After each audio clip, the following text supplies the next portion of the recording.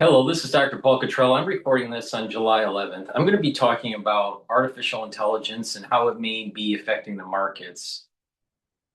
But it's important to understand what are some of the risks that are involved. There are two main scenarios that people have been talking about. One scenario, which the hyperscalers have been pushing and some of the media has been pushing, is this idea that the economy will turn into this artificial intelligence economy. Many companies are going to be needing compute and running queries and running this agentic AI for their business processes. They'll be paying tokens and the economy will move forward. Some people will be displaced, but companies will become more profitable. That's the story. Right?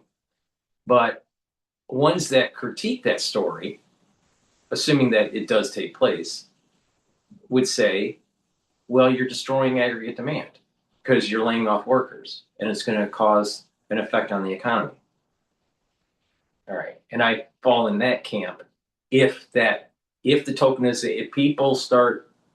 if companies really go hog wild with the tokenization and updating their processes and businesses,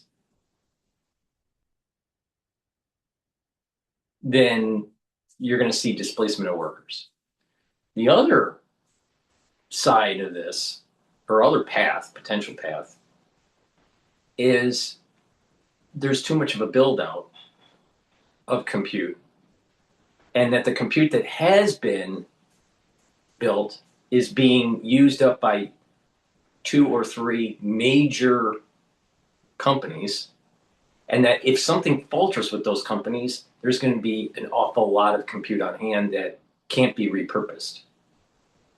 Unlike when the internet bubble happened, there was a lot of fiber optic cable that was laid. People started to be acclimated in using the internet, and that infrastructure is the infrastructure that we use today.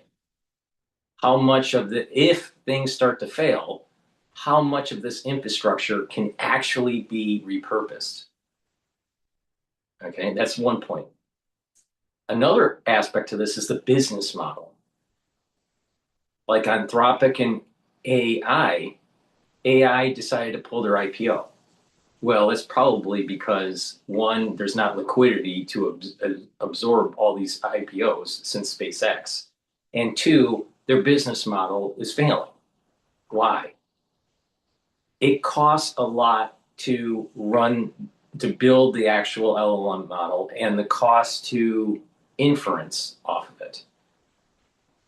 Now, when you're training a model, you're feeding in data, and there's lots of computations that are taking place, billions, if not trillions, of nodes with these neural networks. And it costs a lot to build that model.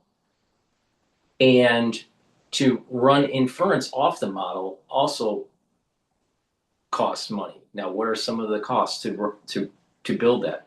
The cost of the chips, the energy, the facilities, the post-training and curating of the model.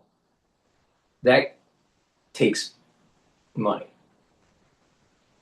Now, on the revenue side, for AI, OpenAI or Anthropic, the revenue side is, okay, at the household level, there's free access to certain tools. Most people that use OpenAI or ChatGPT, they're using the free version, so there's no revenue for there. And there are some individuals at the personal level or at the company-wide level where they are maybe paying the 200 or the low subscription rate. And then there are the enterprise versions where you are plugging into some sort of API, or you have some more features that are more at the enterprise level. People are noticing that companies are pulling back on tokenization because it's way too expensive. So business model for OpenAI and Anthropic and some of these other AI players is all about the idea of having a subscription model where you're accessing their AI, their frontier model or their inference model, and you build your processes in your personal life or at the corporate level, and you have to access them. Now, one tangential problem is that they have access to your processes. They know what you're doing. So they have a view of your intellectual property. That's one problem. That's the reason why everyone wants to go local, not on some sort of server. People can't do local right now because of the cost of the computers, and to build out a center for local operations is cost prohibitive. So a company just accesses someone else's model and computation space availability instead of having GM have their own. For example, GM has a lot of data. Maybe they could create processes within their company to help with their engineering. It's not cost effective for them to build their own model. So they will just piggyback off of a frontier model, let's say OpenAI, ChatGPT, and they build these processes. It's not very cost effective for them to build this huge data center. So they contract out space at a data center. So it's not cost effective yet, maybe never, to do it locally at a company. So they have to go to OpenAI or Anthropic, get data space, and crunch. And then GM starts to realize this is not cost effective for them. This is not the cost of the tokens each time that you're accessing it is just way too high. So there's going to be pressure to push down the price for revenues. That's one issue. The other issue is your API actually secure? It's not actually. Not API, the connection, your API connection, is it secure in the sense of what you're developing? They know your IP. So you have intellectual property problems. You have the high cost of the tokenization. It's too costly to do it locally at a corporation. And so what happens is that when you're looking at OpenAI or Anthropic, their revenues are somewhat capped. One, the need to do these high computational problems or high computation access is really not there at the individual corporation level. There's not going to be a lot of gain. Many companies are going to say, maybe we get a little bit of gain by doing this, but it's not really worth it. The tokens are too expensive. Even if you lower the token price, it's not that beneficial for us. We get very marginal gains. That's where everybody is at right now. So Anthropic and OpenAI are looking at, well, revenues are going to be down because corporations aren't willing to pay for those tokens because the marginal gain that they're seeing with AI in their corporate process, that gain is less than the actual cost to actually access these servers all the time, because every time you're running an agent, it's using a token. So OpenAI and Anthropic is just an annuity. You're paying them for your company to do processes and think. That's what's happening. Okay, so we have this issue. Revenues are a problem for OpenAI and Anthropic. Just with the idea of people willing to pay. Homes, their cash is focused on housing and food. They don't have money to give to OpenAI. Corporations are playing around with this, but are realizing the tokenization is too expensive. And the marginal gains that they get at the corporate level, it doesn't make much sense from a business perspective. You may save $10,000 or even $50,000, but yet you're paying $100,000 in tokens to get there. It's not worth it. So OpenAI and Anthropic, they're going to see demand go down with individuals willing to pay for the use of the service. Now, even if they had many companies willing to pay an enterprise fee, and have these tokens at different tier levels or whatever, let's say they did have that. Even if corporations were paying, the business model is such that for Anthropic to run the query in their LLM or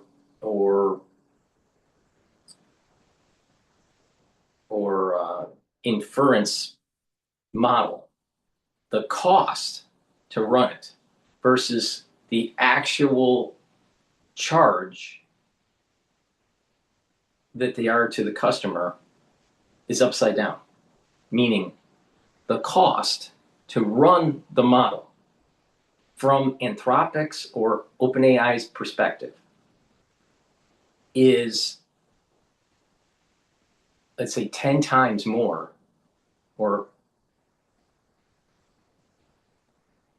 than the actual revenue. So they're 10 to 1 underwater.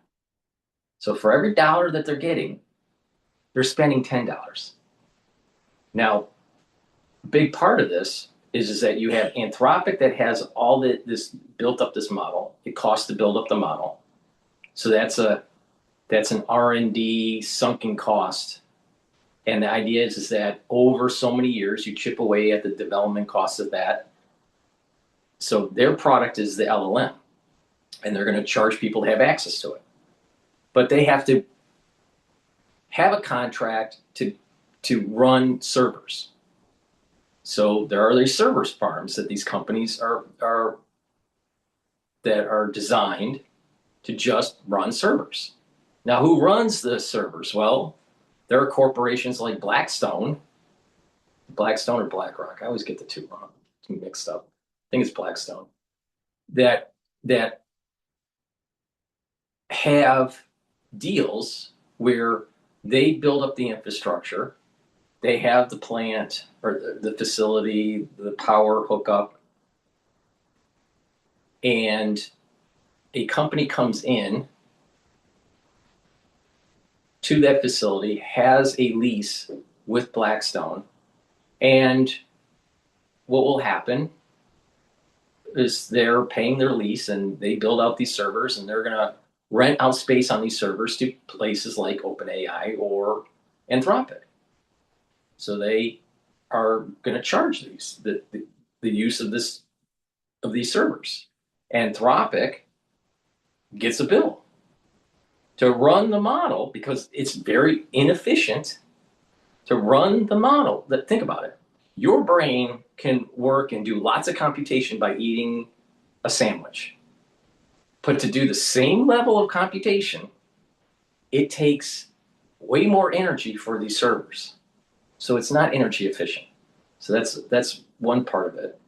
Plus the cost of the chips and the number of nodes that you have to build out is so cost prohibitive.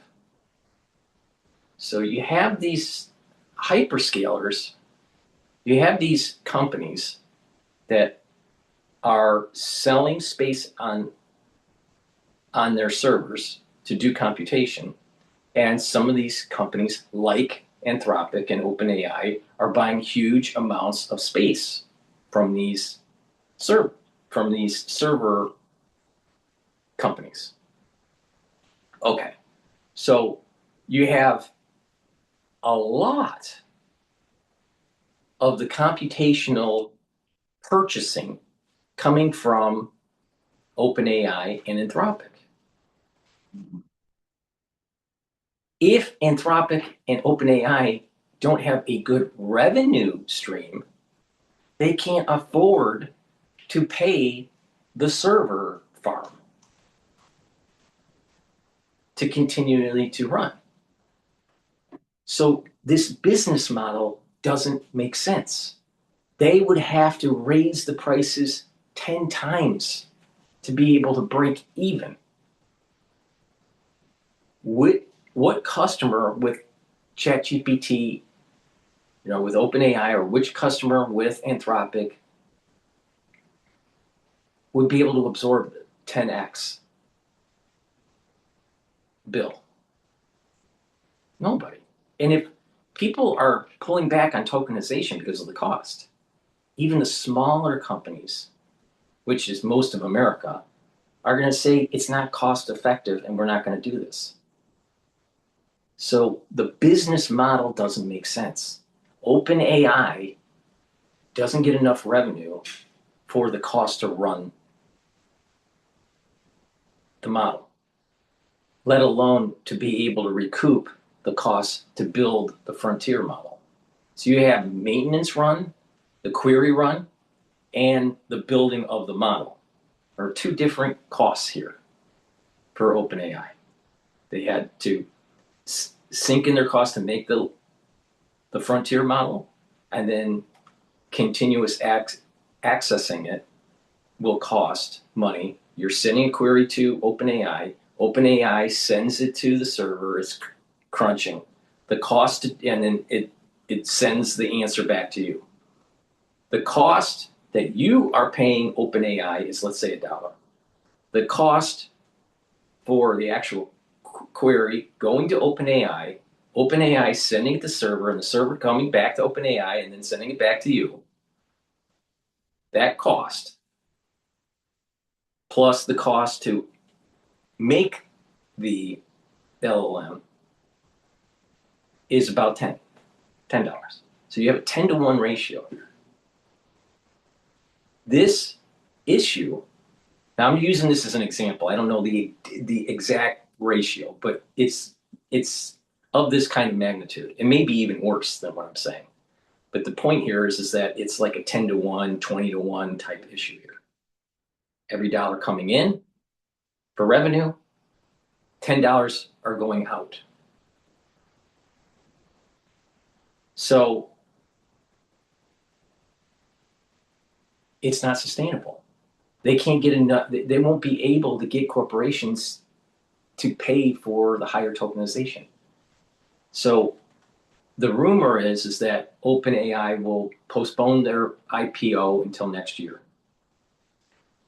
Anthropic was planned to do their IPO this year. But Anthropic has the same kind of problems that OpenAI does. But Anthropic is getting a lot of notoriety with the Claude and coding world and all this. But even if you do get big customers accessing Anthropic or accessing OpenAI, they still can't float the boat for Anthropic and OpenAI because they're not generating enough revenue because of this 10-to-1 problem they have, or 20-to-1 problem. So when they fail, which it looks like they will, I'm not sure who will fail first, but it looks like OpenAI will. When they fail, then all this space that they have commandeered to run on the servers will be open. Now remember what I said. The servers are really focused on just querying. There's not a very good reuse case. So they end up becoming garbage. Now, the perception right now that we have is that there's not enough server space, so we have to build out. The reason being, these hyperscalers, these models, they use up so much computation, and OpenAI, Anthropic, Palantir, Meta, all these companies, Oracle, they're Microsoft, NVIDIA, whatever. They need all this space. They need all the computation. There's not enough computation. But if one of these hyperscalers, if one of these Mag 7 start to falter, let's say Meta or OpenAI, then you no longer need all that space because they've commandeered so much of the computational total. Most of the computation that has been commandeered is concentrated in just a few companies. If those companies' business model is such that they no longer, if they're going to start pulling back on it, they will start pulling back on leases. So how is this going to affect the economy? Let's assume that there will be some sort of pullback by these companies because of the economic model doesn't justify, this business model doesn't justify further build out. So what's going to happen is that investors, let's go back even, let's not go back that far yet. The company is going to start showing that they're not profitable and they can't pay their debt. A lot of this is debt driven. They can't pay their debts, so they're going to start defaulting on their loans. They're going to start defaulting on the leases. That's going to affect places like companies that actually have the servers running the actual computation. They're not getting paid by OpenAI anymore. So let's say OpenAI says they can't get any more debt, they can't issue an IPO, so they can't get any money from the equity market, and therefore they start pulling back. They don't pay on their lease. The server company loses money, has to close down. That affects Blackstone. Their leasee can't pay them. The ones that bought the debt from let's say the server company bought into a private equity fund with Blackstone, and those investors that borrowed debt from, or I should say, the investors that bought the debt from OpenAI and gave them money so they can build their company, they're going to be not paid because OpenAI can't pay them. So there's going to be a whole debt market, private equity, and the private debt market is going to suffer. And the circular financing issue with NVIDIA and OpenAI with Oracle, and Oracle with other companies. Oracle's already showing signs that they're having problems. They had to issue a lot of debt. The build out of these servers are very expensive. The revenue isn't there. So there's 10 to 1, 20 to 1 flip-flop, where for every dollar of revenues coming in, you're spending 20 or 10. It's not a sustainable model. And all this compute that's being commandeered it's concentrated on just a few companies. If one of them falls, and because there's circular financing, others will fall within their little circle. And all of a sudden, there is a mass wave of compute that is not needed. So the perception right now is that we're constrained with compute. But that's only because of companies that are buying into the compute,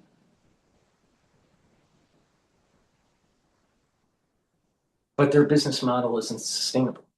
And once they fail, there's going to be a deluge of open compute out there. And then all of a sudden, the memory chips will start to, right now, memory is high. And all of a sudden, the memory chips will start to fall because there's going to be no need for these to build out further. And other contracts, while they're building facilities, they'll go be canceled. So there's these two tracks. There's this track of this is really going to take off, and corporations are going to start making their processes such that they are dependent on Anthropic and OpenAI. There's going to be tons of revenue, and people will get laid off, and then I think demand destruction will happen in the economy, and then we're going to have a problem. But this other scenario where actually the server farms are going to fail because of these large companies like OpenAI and Anthropic don't have sustainable business models. And what will happen is now they're going to fail. There's going to be a lot of compute out there. Tokenization price will radically go down. Now, investors are going to be hurt by this. Now, I did some studies on this. Before I go into the details of this, I'm just going to pivot to a commercial here. But it's important to really pay attention to this emergence of OpenAI and Anthropic potentially failing. One of the signs of this emergent behavior is Meta starting to sell compute, what they call, they have overcapacity. So they're selling compute. You have these servers that are getting all these contracts from these companies that are not sustainable. The smaller guy doesn't really need the compute. It's the big guys like OpenAI and Anthropic. So little companies like Joe Blow's, car wash, they don't need it. So there's such a disparity between the high-end user like Anthropic needing those server farms versus the average corporation. And there's just not enough of these average corporations. Maybe $1 billion worth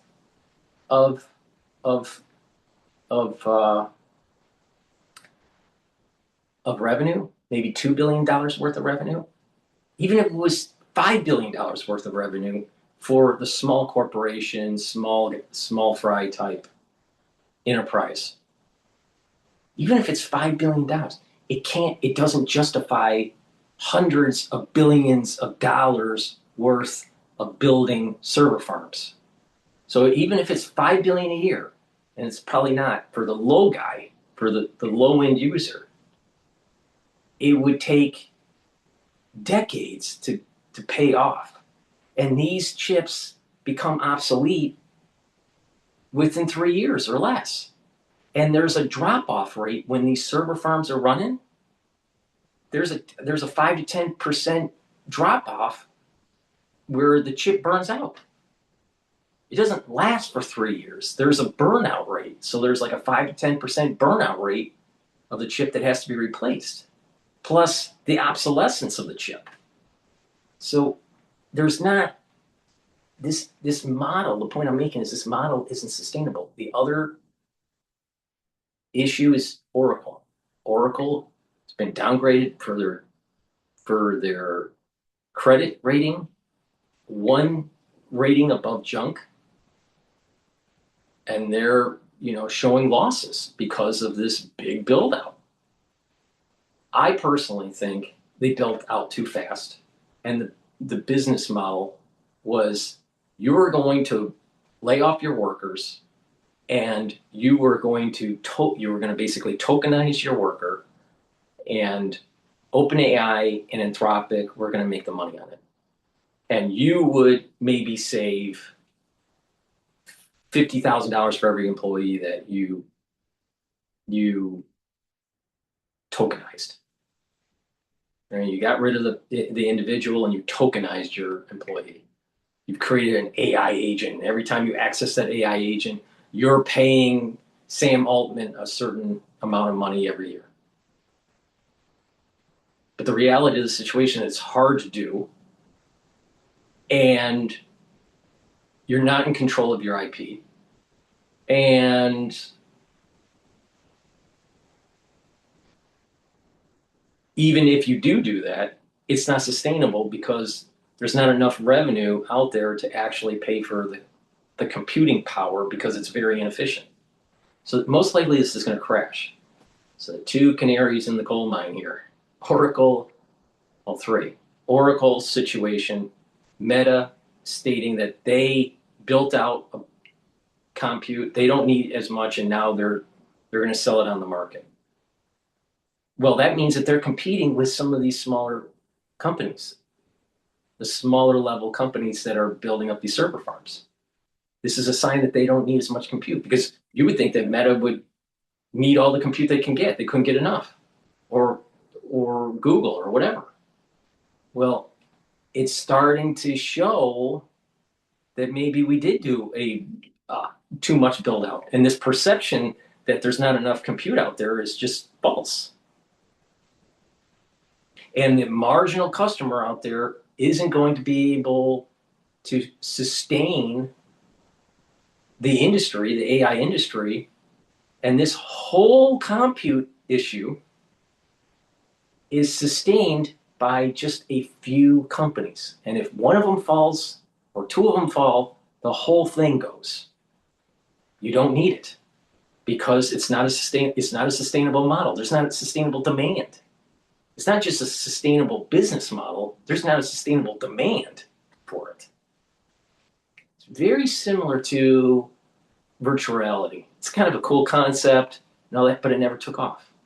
Now there's some human behavior reasons why people don't want the headset on their head all the time. It looks too futuristic and antisocial. There's just not a sustainable demand. Kind of cool technology. It's costly. These headsets are costly to make. And because there's not a sustainable demand, it's failing. Same thing here. But it's even worse. It's even more pernicious. To run the models is like a 10-to-1 ratio. For every dollar you're getting, it's costing you 10. And until that is solved, this is not going to work. And no one has a solution for this. Okay, let me do a commercial, and then we're going to go into the details of how it's going to affect the market at the macro level. Please go to my store, the-studio-reykjavik.com, and help support the work that I do. All these videos I do are for free. I give you kind of a unique perspective. I do these daily shows where I show you what I'm doing in the market and playing the news and giving you my perspective on the news. So please help support the work. All these videos are for free, and get the great supplements that I have. Now, if you take my advice, you're going to be able to slow down the aging process. These are supplements that I take every day. Magnesium and zinc. Take the magnesium and zinc, and it'll boost up your immune system and your brain function. Vitamin C and magnesium will help with your skin, immune system, and brain function. Magnesium is super important for brain function. Very, very important. Omega-3 will help with cardiovascular health. It helps to bring down lipid profile, helps to control the lipid profile. It helps to bring down the LDL levels and increase your HDL levels. Omega-3 will reduce the over stickiness of your red blood cells and help to bring down inflammation. When you do that, you're reducing plaque formation. Turmeric soaks up free radicals and brings down inflammation. Super important for your immune system and cardiovascular health. Myotrol helps with the gene expression to build muscle and reduce atrophy. This is super important if you're 40 years of age or older. Resveratrol. Resveratrol helps with youthful gene expression, soaks up free radicals, helps the health of your mitochondria, and helps to get rid of cells that are in senescence. Resveratrol will help the basal layer of your skin, so your skin will improve its health. It stacks really well with C60. And C60 is a very potent antioxidant. You can get it in MCT coconut oil, avocado oil, extra virgin olive oil. You can get it in a 2-ounce, a 4-ounce, or an 8-ounce configuration. Take a teaspoon a day every day. And what will happen is you'll get your tissues will slow down in the aging process. It's going to soak up those free radicals, bring down that inflammation at the cellular level. Your mitochondria will be improved. And when you do that, you're also improving your neurons. Your neurons will be healthier. By soaking up free radicals at the vascular level, you're reducing plaque formation. And like I said, you can stack it with the resveratrol. The C60 and the resveratrol work really well with the basal layer of your skin. Lignans helps with the immune system and the endocrine system, brings down inflammation and soaks up free radicals. So you can see that there's a pattern here. Bringing down inflammation, soaking up free radicals, boosting up energy levels will help to slow down the aging process. Probiotics, super important to help with your gut biome. You can get it in a powder form or a veggie cap form. And clarity factor. Clarity factor is a great way to help to get rid of that brain fog, to be able to concentrate on tasks. And over time, what will happen is that you'll be thinking faster and have better memory. You'll be improving your positive neuroplasticity. So your dendritic connections will improve and be able to think faster. Drink filtered water, take this every day, super important. Brain function and taking supplements to improve brain function is a major component to slowing down the aging process. You'll notice that with individuals that are in their geriatric years, ones that took care of their brain are doing a lot better versus ones that don't. And that's about lifestyle and proper supplementation. So please go to my store, the-studio-reykjavik.com. All right, so the question is, let's assume that there will be some sort of hyperscaler AI company failure, like OpenAI or Anthropic or Oracle. All right. Now, when you look at the S&P 500 gains, and again, just a reminder, I do a show almost every day. Pay attention to what I'm saying in the market on how to trade it. Now, right now, I have an S&P 500 target of 7,800 to 8,000 for year end. But it's important to understand this dynamic that might happen with AI and the AI bubble. Let's say OpenAI starts to fail, or some of these projects are pulled back and these servers aren't built out. What will happen to NVIDIA? What will happen to Oracle? Now, the Mag 7 are Apple, Microsoft, NVIDIA, Google, and Alphabet. So Google, Alphabet, Amazon, Meta, and Tesla. Okay. Now, the contribution of the Mag 7 in 2023. So the 2023 returns for the S&P 500 were anywhere from 24 to 26%. And Mag 7 contribution was 63% of those gains. So it was a dominant driver. 2026, the return was 23%. The gains for the Mag 7 were 55%. So it was a major driver. But it's starting to decline. That was in 2024. In 2025, the S&P 500 was at 16 to 18%, and Mag 7 was contributed about 42 to 48%. I'm sorry, 42 to 46%. So you're seeing that the contribution of the S&P 500, right? The contribution of the Mag 7 to the S&P 500 is starting to decline. In 2026, it's almost near zero or slightly negative as of this recording. And the S&P 500 is returning anywhere from 8 to 10%. So the Mag 7 is underperforming the rest of the market. at the moment. Now, if you pay attention to the news, this is the reason why you want to watch my show. It's not about what they're saying, but to understand the manufacturing consensus that's taking place in the media. We have been programmed and conditioned to believe that we need AI. Why? Because the open AI and Anthropic model and all of the circular financing is dependent on a demand that really isn't there. So they're trying to manufacture the demand. And they have a business model where it costs so much to do their business relative to the actual revenue stream that's coming in that it's unprofitable. So right now we have an S&P 500 that is doing relatively well, 8 to 10%. You know, you do 7%. If you're doing 7.2% return for every year for 10 years, you're doubling your money. So that's pretty good. You know, it's not double digits. You know, everyone wants the 24%, but a big part of that big push in the S&P 500 was due to the Mag 7.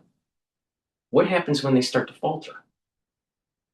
Okay, so if you run a scenario analysis where if OpenAI starts to default on their debt, starts to not pay the server farm, a failure of an IPO and all this stuff, Oracle defaults on their debt or is having problems, there's going to be a major pullback. And if there's a major pullback, then they won't need to buy chips from NVIDIA. NVIDIA will start to have declining revenues. And all of a sudden, there's going to be a major, and a lot of the circular financing is going to crash. So the direct weight of just NVIDIA is about 8% weight on the S&P 500. So if NVIDIA has a bad quarter, and we define that as weak guidance, missed AI demand, it could trigger a 10 to 20% drop in the stock, NVIDIA stock, maybe even more. So that means that it's going to possibly take down anywhere from 0.7 to 1.6% of the index, if NVIDIA. But that's just on NVIDIA. There's going to be a domino effect that takes place here. And NVIDIA has driven 20 to 30% of the recent S&P returns in strong periods. So there's going to be this tech worry, and all the tech is going to start to sell off. The hyperscalers like Microsoft, Amazon, Google, and Meta, they can contribute 15 to 20%.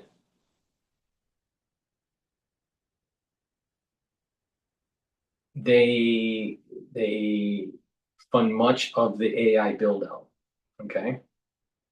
So if people aren't wanting the AI, they're not, Microsoft and Amazon and all of them are going to start pulling back on the expenditures. Okay, so there are three scenarios here. Mild to moderate. So if NVIDIA has a bad quarter, the mild to moderate drop in the S&P 500, because everything's going to sell, is going to be 10 to 15% drop. Hyperscalers slow guidance, right? So you can see NVIDIA has a bad quarter. All the hyperscalers are going to say, we're lowering CapEx. We're not going to buy as much. Microsoft or whoever says that may, in the short run, be rewarded and people will buy into the stock. But then all of a sudden, there'll be a big pull away from tech. So all tech is going to get hit. And because of that, it's going to drive the S&P 500 with it and NASDAQ. Severe case would be 15 to 25% drop. Aggressive cancellations. So let me go back one. Mild to moderate is 10 to 15, and that's when the hyperscalers will slow down their guidance. Plus, Nvidia missed mildly. The semiconductor and hardware industry will sell off 20 to 40%. Multiples compress modestly as AI payoff doubts grow. Okay, so there's going to be this pullback, right? And so CapEx is going to start to go down. A 20% cap step down implies a 10 to 13% index derating via lower growth expectations and rotation to defensives. Now we're starting to notice a little bit of this happening right now, but the S&P 500 is somewhat stable, and it's ticking up to maybe all-time highs again. This is the reason why I said that I'm a little worried about the 8,000 mark for the S&P 500. I'm a little worried about going into 2027 in terms of the S&P 500, and it may behoove you to go 1/3 into cash and wait it out, and then that 2/3 invested, 1/3 in cash, and then see the crash and then buy in. That's one way to play it. Now,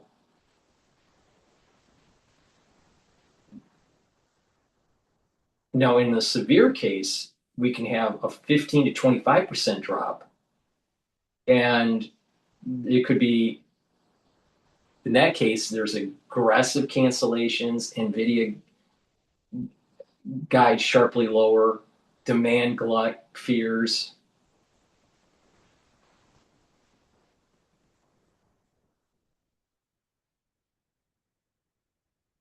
I wouldn't use the term demand glut fears. I mean, it depends on how you write.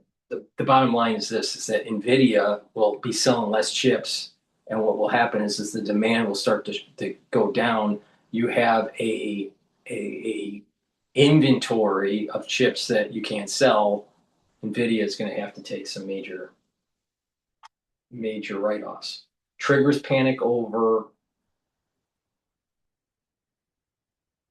investments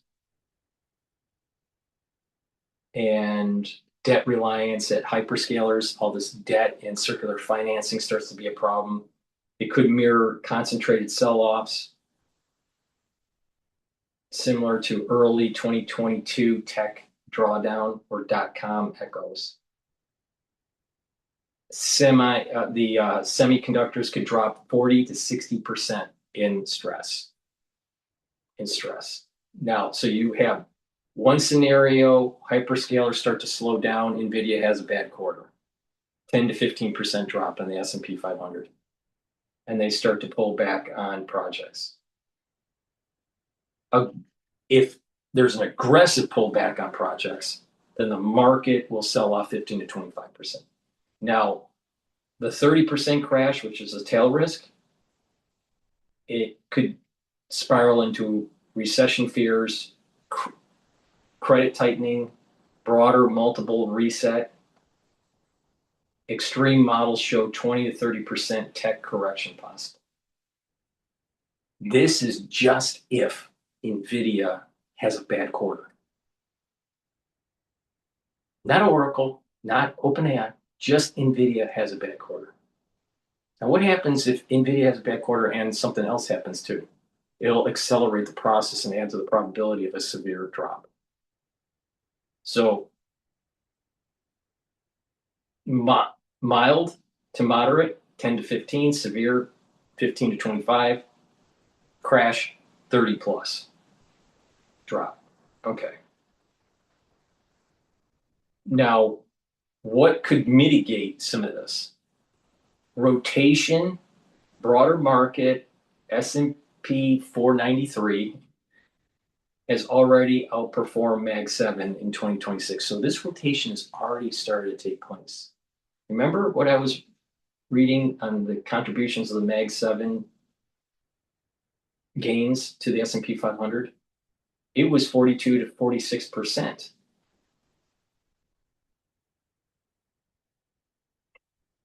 In 2025, it's almost zero this year. So the S&P 500, even though it's up, it would be up a lot more if Mag 7 was doing well. but people are rotating out of, people are moving their money into some of these other companies in the S&P 500. So the risk exposure is starting to pull away. So broader market has already outperformed. Okay, so that's, and people are moving in defensives, utilities, good cushion. So there's this AI rotation that's taking place.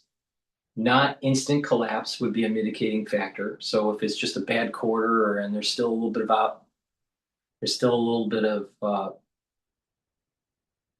of positive outlook in the industry, then it won't sell off as much. And then these full cancellations could take a little bit of time. So it's like a slow moving train.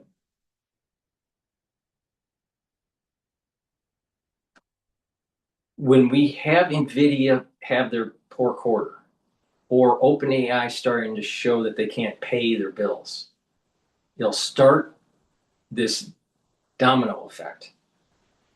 And cancellations of projects that haven't broken ground yet, cancellations of leases, and just flat out defaulting on debt is going to start to take hold, and it's going to gain momentum. But to mitigate some of that big sell-off, the cancellations could be slow. Could be a slow-moving train. And then policy or Fed response, potential rate cuts or stimulus if growth fears spike. So if it really brings down the market, you're talking QE to infinity. So that's what's happening with the potentiality with the market. Now, when is that going to happen? It all depends on when OpenAI defaults on their debt, or Oracle, or a bad quarter with NVIDIA. So there's a decent probability that this is going to happen. Now, I think I did a probability study.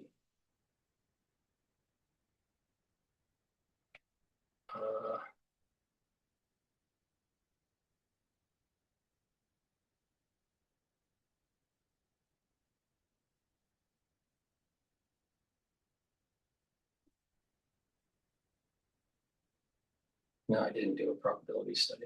Thought I did.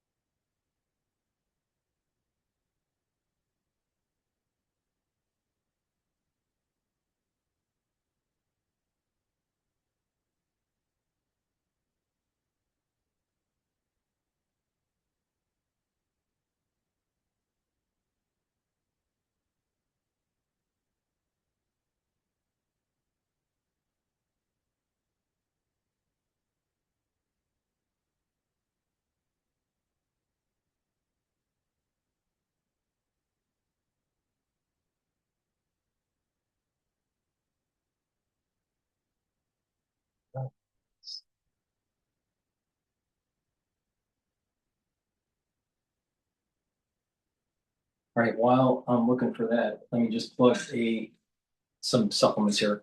Please go to my store, the-studio-reykjavik.com, and get the vitamin B complex. Vitamin B complex is perfect for you if you're 40 years of age. It'll help to rev up your metabolism, help to protect neurons with vitamin B12. And the first 4 B vitamins in the vitamin B complex will help to boost up your electron transport chain so you have more ATP. Your electron transport chain within your mitochondria produces your ATP, so you'll have more energy. Super important if you're 40 years of age or older. Okay, here's the probability study. The probability of significant AI slowdown triggering a decline in the S&P 500, 20 to 35% in 2026. 40 to 60% in 2027. And 30 to 50% in 2028. So there's a high probability that's going to happen in 2027. And this is the reason why I keep on saying And I know I'm going to scare people when I say this, but there is metaphysics with this that's happening. Things happen on a metaphysical level that affects our reality in this plane. And Rosh Hashanah and the Sabbath coincide this year. And that's a danger because the shofar can't be blown on the Sabbath.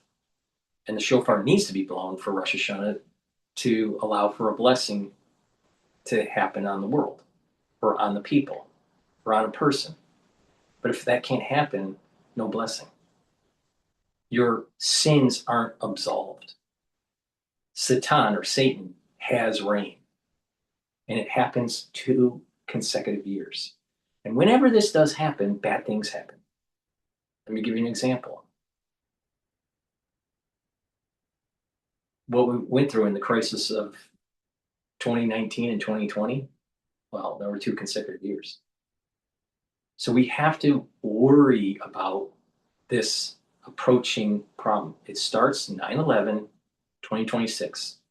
And this 2 years of not being able to silencing Satan is right in line with the economic potential meltdown of AI.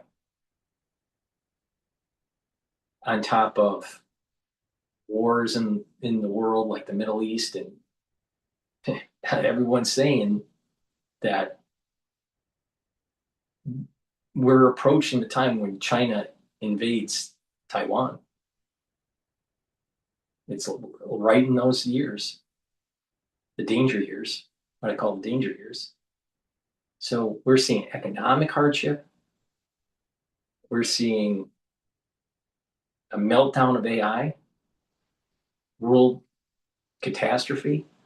Our bodies are not as physically fit because of the crisis we went through in 2020.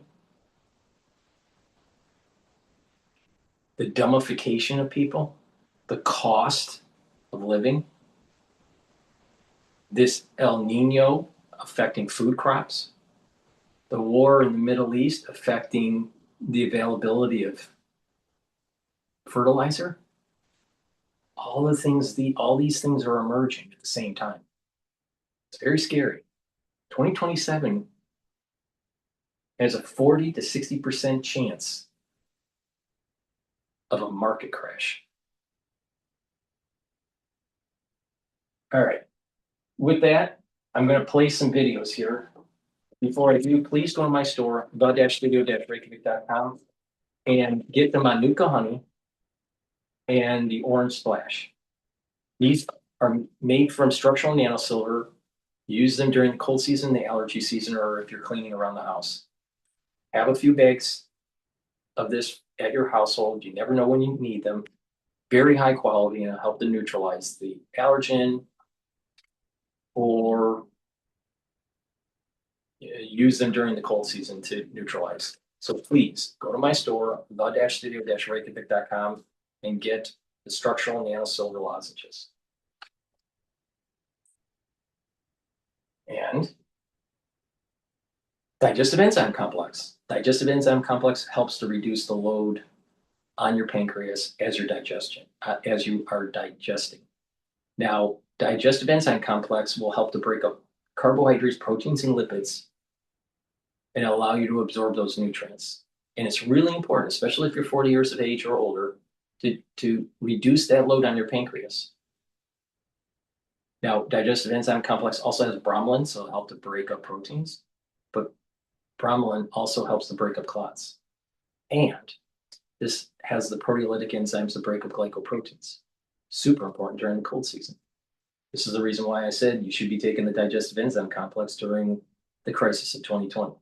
And oh, by the way, it worked really well. So please go to my store, the-studio-reykjavik.com, and get the digestive enzyme complex. If you're 40 years of age or older, you need to take care of your pancreas. So reduce the sugar content in your diet and make sure you take the digestive enzyme complex. All right. I want to play some videos that I think really hit home on what I've been saying for 2 years. I said, a crisis is coming. It's an economic crisis. It's a physiological crisis. It's a crisis of domestic policy and governance, geopolitical crisis. It's all coming to a head here.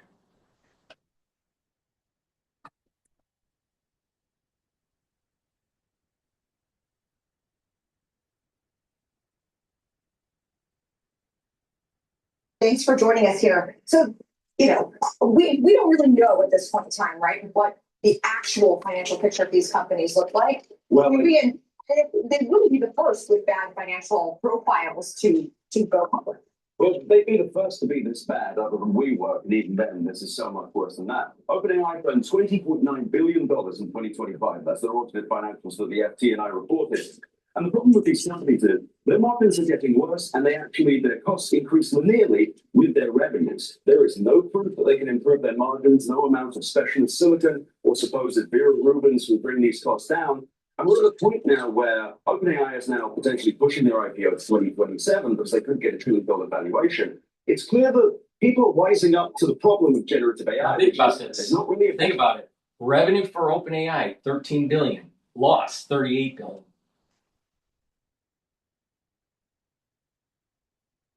They can't make money. The business model doesn't make sense. There's not enough demand willing to pay for it, the tokens, and the cost for the compute is too high.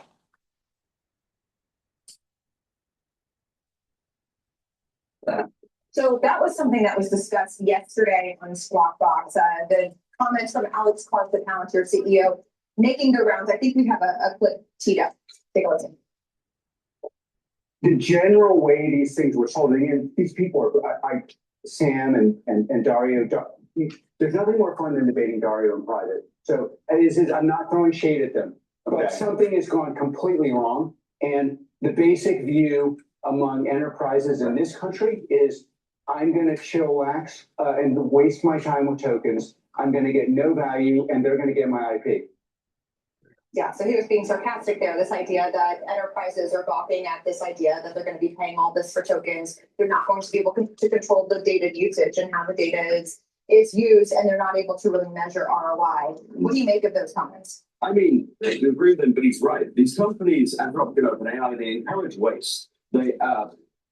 He actually said that these companies don't charge on outcomes, they don't charge on success because you can't with large language models. They're inherently hallucination prone, as proven by OpenAI themselves. And so they encourage waste. They want you to spend a lot of money, and then they try and pilfer your ideas. Anthropic already tried it with Claude Design with Figma, and I believe they had a relationship with the company, and Dylan Field even said he was shocked by it. Think about what OpenAI is about. Think about it. And the bad news yesterday, OpenAI is being sued by Apple for trying to steal trade secrets. So you have debt problems with OpenAI, revenue issues, lawsuits. They can't do their IPO. They canceled it because there wasn't enough individuals interested in buying it. There's a big problem coming here. Big problem. But it's beyond that. This idea that the tech out there in Silicon Valley, I noticed it. It's all about fake it until you make it. These people, they create these companies they are not profitable. They create this allure and they try to do this manufactured consensus and everyone buys into it. And then if they're lucky, they become profitable, but many of them don't, and investors get crushed. Now, there are a lot of people that are just recovering from Lehman and the COVID years, and guess what? We can't have another meltdown. People cannot afford another meltdown for a bunch of billionaires and trillionaires to fleece the average citizen. So people need to pay attention to this. Now, we have ways now that we didn't have during Lehman to be able to short the hell out of these stocks. and you make money, and people like Nvidia or Anthropic will suffer. All right, so you need to start thinking like a vigilante, a market vigilante, or a bond vigilante, or a Nvidia vigilante, and make money by shorting the hell out of these people. All right, so because you don't want to be a victim, because they're trying to sell you a bill of goods that just doesn't exist, and they don't have good ideas. So what they have is that they're trying to be this big cipher of, well, you just use our model and our commandeered compute, and you'll have a great idea for a business, and then all of a sudden we'll be able to see behind the scenes what you're doing and try to replicate it, try to modify it a little bit, and then we'll create a whole business suite so you can buy a license off of stuff that you invented. Sam Altman is a fucking asshole.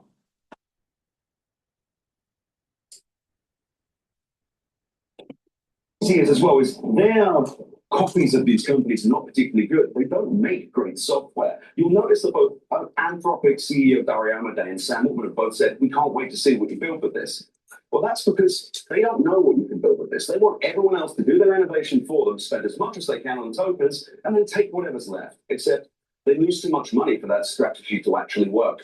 So then what do you think should happen? Do you believe that these are companies that should be nationalized? As we read in the intro, there's discussions reportedly that the administration and potentially some sort of sovereign wealth fund would take a 5% stake in OpenAI. I mean, is that a situation that you would like to see happen, or do you think that's more disruptive? No, I don't think there's any need to. They talk about, I think Sam Altman said, well, we can share the benefits of AI and the profits of AI. What profits? What returns? That 5% will have to get congressional approval. The sovereign wealth fund is still an idea at this point. But fundamentally, large language models are not the future. The only reason big tech is investing in this is that they've run out of hypergrowth ideas. They don't have a next iPhone. They don't have a new Google search. So they've put over $1 trillion with trillions more to come into a kind of a dead-end industry, because when that ends, they'll have to admit that they don't have anything else. So you think AI, LLMs overall is a dead end? You see no business model here. You see no utility from AI whatsoever. I see this as in the future as a boring hardware-based business, the kind of the Oracle licensing hardware model. I think this is a $10 to $30 billion TAM industry, pretending to be $1 trillion one, and because everyone's propping it up. Now think about it.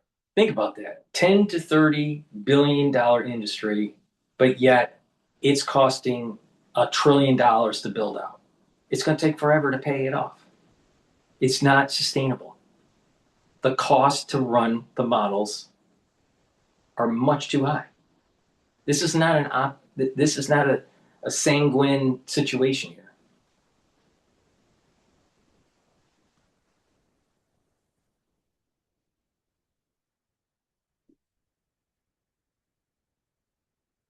Now, think about what's the size of the actual software industry. The size of the software industry is probably, I don't know, like maybe we should. My guess is less than $1 trillion, right? All of the software out there, the software industry. Now he's probably lowballing $10 to $30 billion of annual revenue with this whole LLM subscription model concept. I would put it into maybe closer to, instead of 10 to 30, maybe 30 to 50. But it's still not sustainable. It doesn't justify the valuations that are happening. It's not that big. It's the same problem with SpaceX.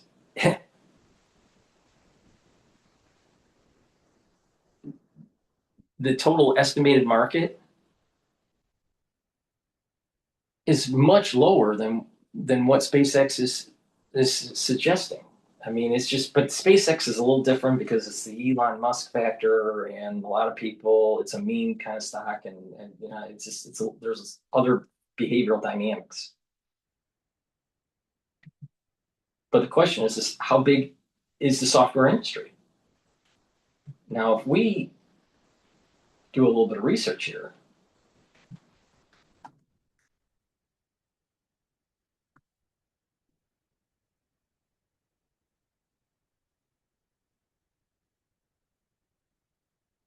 just in revenues, real revenues, not multiples of revenues, not the market cap. Okay. The global software industry is currently ranging at 1.2 to 1.4 trillion. In 2025, it was 1.25 trillion. And in 2026, it's projected to be at 1.4 to 1.44 trillion. Now, that's the total software industry. And LLMs and building processes off of them, according to Ed here, Zitron, or Zitron, is saying 10 to 30 billion. So you're talking about a small software company, actually, or maybe not small, maybe mid-sized. But the point here is this is only a drop in the bucket of what the actual size of the software industry is. Something's not right here. Something's not right. Something's going to crash here.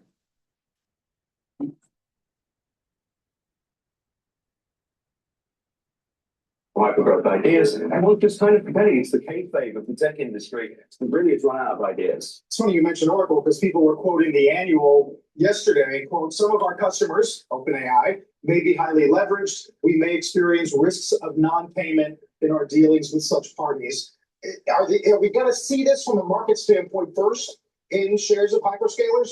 I think we might, but Oracle is a particularly scary one because they are building 7.1 gigawatts of capacity just for one customer. And they even said in their annual report that the risk was they might not get paid. OpenAI only loses money. And I think I estimate it's like $75 billion of revenue annually that they will have to pay for the full Stargate data center project in annual compute revenue. OpenAI can't afford that. And if they can't, Larry Ellison can't afford to pay back those bills. See, OpenAI starts to fail because the revenue stream is poor.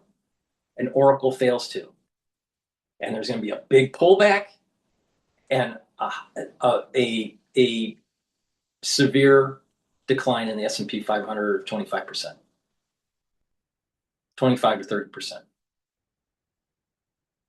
That's what's going to happen. And there's a 40 to 60% chance of it happening in 2027. If we want to get to the brass tacks of what this really means and get out of the weeds of hyperscalers and the number of watts of whatever, 2027 has a very high probability of a severe decline in the S&P 500. 40 to 60% chance. And what's going to light this fuse is OpenAI failing, paying their debt, paying their servers, because if they can't get financing, it all crashes. They can't do an IPO, so they can't get equity financing. And we're already seeing signs that debt financing with these Mag 7 and hyperscalers, the tap is getting closed. The money isn't flowing through. It's July 2026. We'll probably make it to a record S&P 500, and it's going to crash in 2027. I highly recommend not to panic yet, but I highly recommend you pay attention to the S&P 500, get to that 7,800 to 8,000 level, and then 1/3 of your money needs to be in cash, and wait it out. Now, if you want to be really risk-taking, short the fuck out of NVIDIA and Oracle.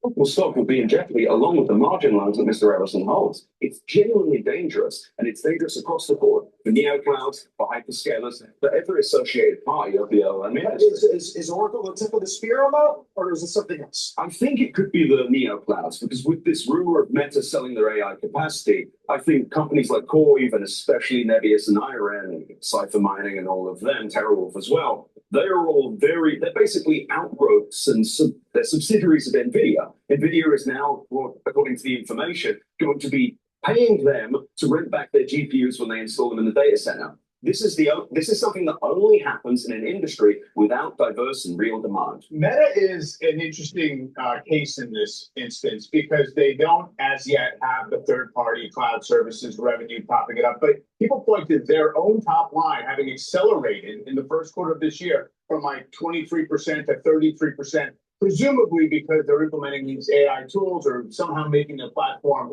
more productive along those lines. And at the same time, it shows you the fallback option. We're creating all this capacity, even if it's not a business model. The capacity is there. We've gotten the kind of the power and the compute in place. Maybe that helps society down the road.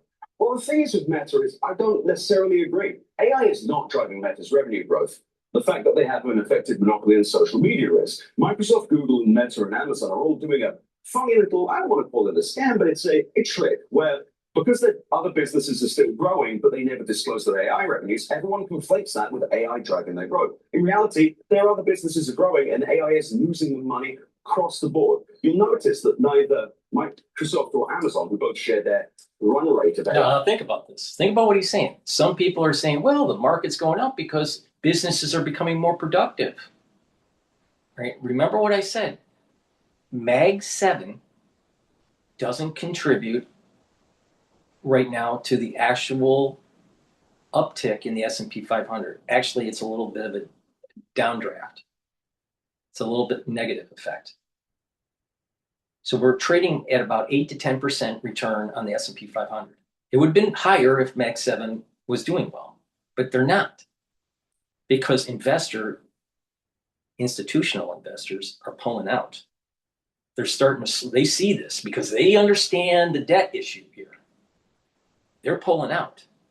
So the exposure is less. And companies that have real business models, doing, selling pizzas or whatever their business is, but they have real revenue and controlled expenses are driving the S&P up. But then you have these people on these business channels saying, well, the S&P 500 is up 8 to 10% because of AI is driving businesses. Bullshit.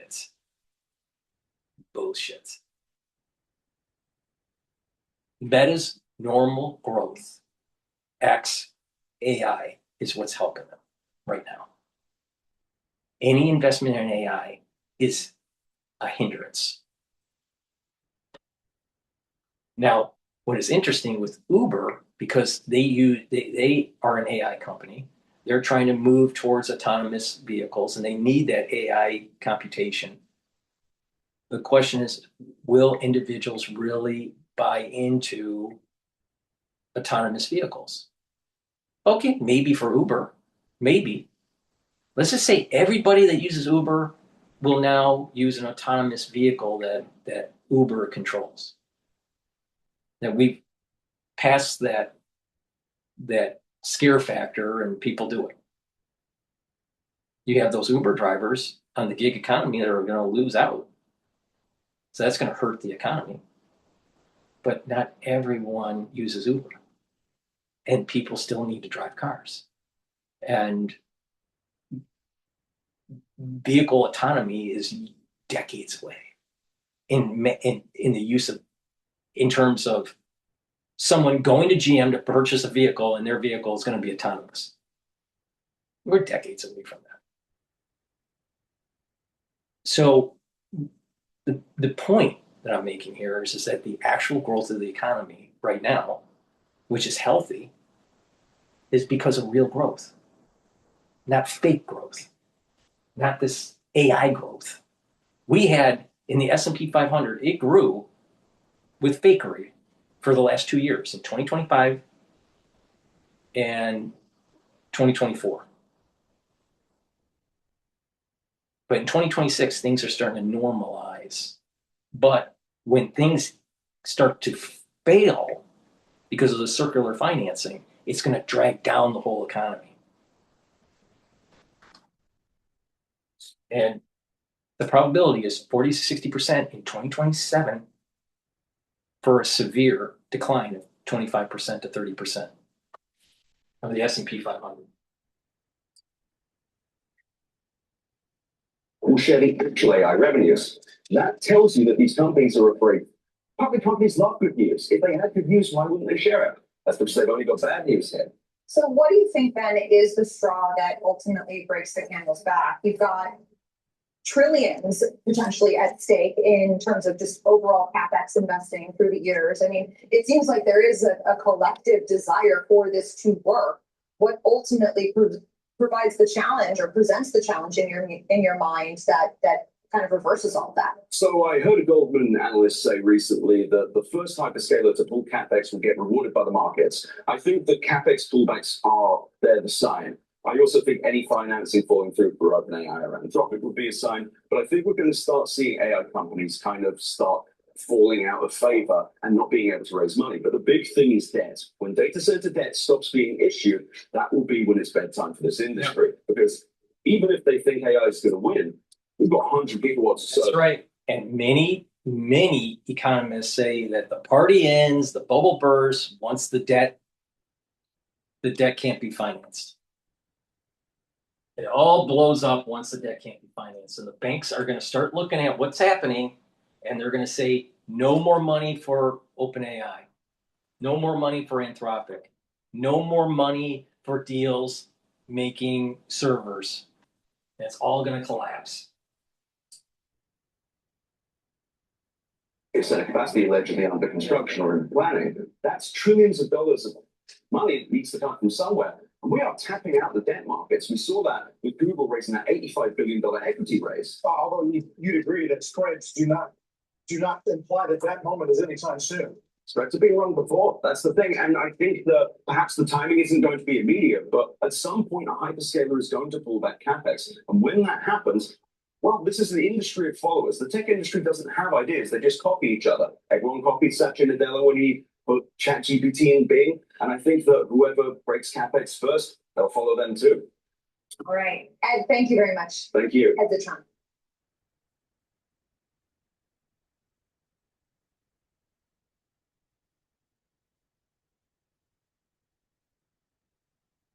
All right. I want to play another video that I thought was really interesting here. But before I do, please go to my store, the-studio-reykjavik.com, and get the Goodnight Formula. Goodnight Formula helps you to get into 3 to 4 to 5 cycles of REM sleep or deep sleep. By doing that, you're going to be detoxifying your central nervous system, consolidating memory, which is super important for brain function. And you'll be well rested. It has tryptophan, melatonin, GABA, and passion flower to allow you to get those cycles of sleep to help with brain function. Good sleep will slow down the aging process. Vitamin D3, super important for your cardiovascular health, your immune system, bone density. You should be taking it every day. The ashwagandha root helps to control cortisol levels and blood glucose levels, helps the cardiovascular health and brain function. Please go to my store, the-studio-reykjavik.com, and get the great supplements that I offer. Use discount 5 and you get $5 off.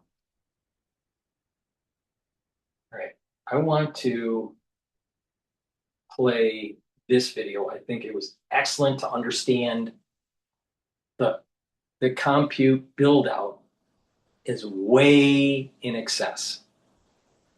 And the individuals that are optimistic about this industry, I don't think are really paying attention to this upside down business model. It costs more to run the business than the actual revenues. And the servers are obsolete in 2 to 3 years. So when these companies fail, there's no use case. What do you use it for? All this money is flushed down the toilet. Stupid, absolutely stupid. But a bunch of billionaires out there from California thought they knew better. And they thought that they would be able to use the business models out there, the business schools and the business media to kind of pump this all out. I see so many artificial intelligence companies popping up with these new grads coming from Harvard. They're setting up these small companies. All the business models suck. It's all like, you don't need this. First, mankind doesn't need it. And secondly, it's very marginal gain if you implement it. And even if you build it out, it's a feature, not a company. During the app age, a lot of people were building companies off of a feature. Larry Ellison was talking about this. Is that a lot of these companies that were popping up in the early days of the .com era, they were like features. They weren't like real companies. Oh, we have a cart. We figured out how to do e-commerce, and we have a cart. That's not business. That's a feature.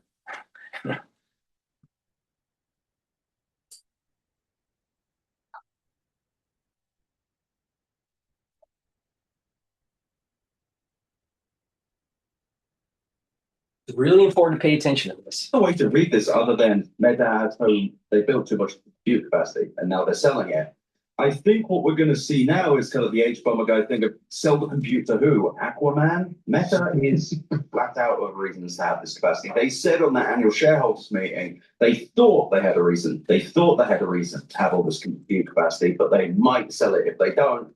And I guess they don't. I'm not sure how else to read this. This is very bad for the AI bubble. This is exactly what I feared, which is that these companies bought way more capacity than they could ever need. Welcome to Property Markets. I'm Ed Elson. It is July 2nd, and let's check in on yesterday's market vitals. The Dow was roughly flat to start the third quarter. Meanwhile, chip stocks dragged the Nasdaq and the S&P 500 into the red. Brent crude dropped as the US signaled talks with Iran were productive, and the yield on 10-year treasuries rose after Fed Chair Walsh said inflation was, quote, too high. Okay, what else is happening? The cloud computing industry has just gained an unexpected new arrival. Meta is reportedly planning a cloud business to sell its excess AI capacity.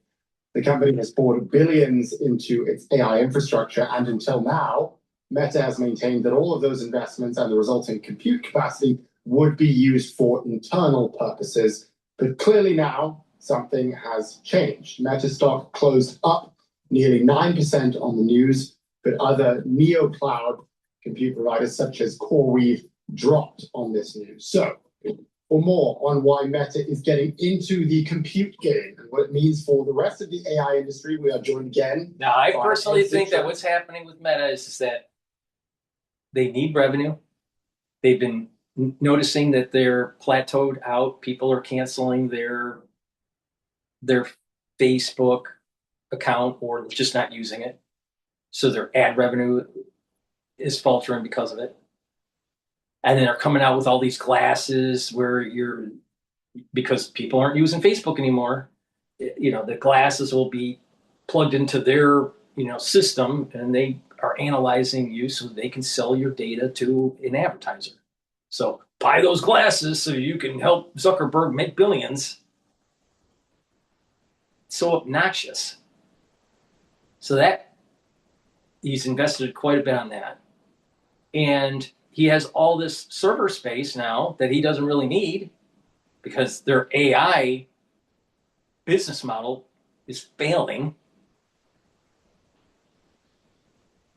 And so this is the beginnings of the sign that there's an overbuild out of compute.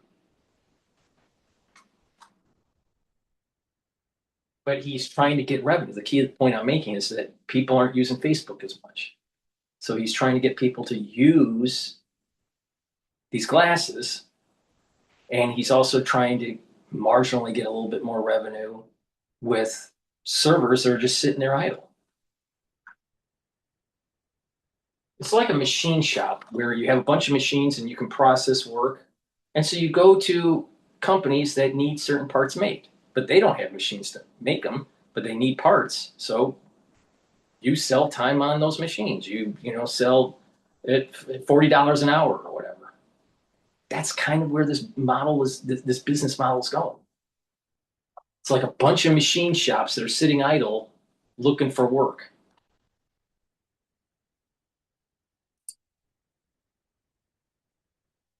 Of the Where's Your Ed At newsletter and host of the Better Offline podcast. Ed, good to see you. I'll just start with the good news on my end, because for those of the listeners who follow me on social media, I actually bought Meta last week and it's up 10% since then. So technically I'm happy because my view was that the price was pretty cheap relative to the rest of tech and relative to the S&P. That's the good news. Bad news potentially is we thought that Meta was going to build their own AI products. Now they're saying, no, we're going to sell the compute to someone else, for someone else to build their AI products.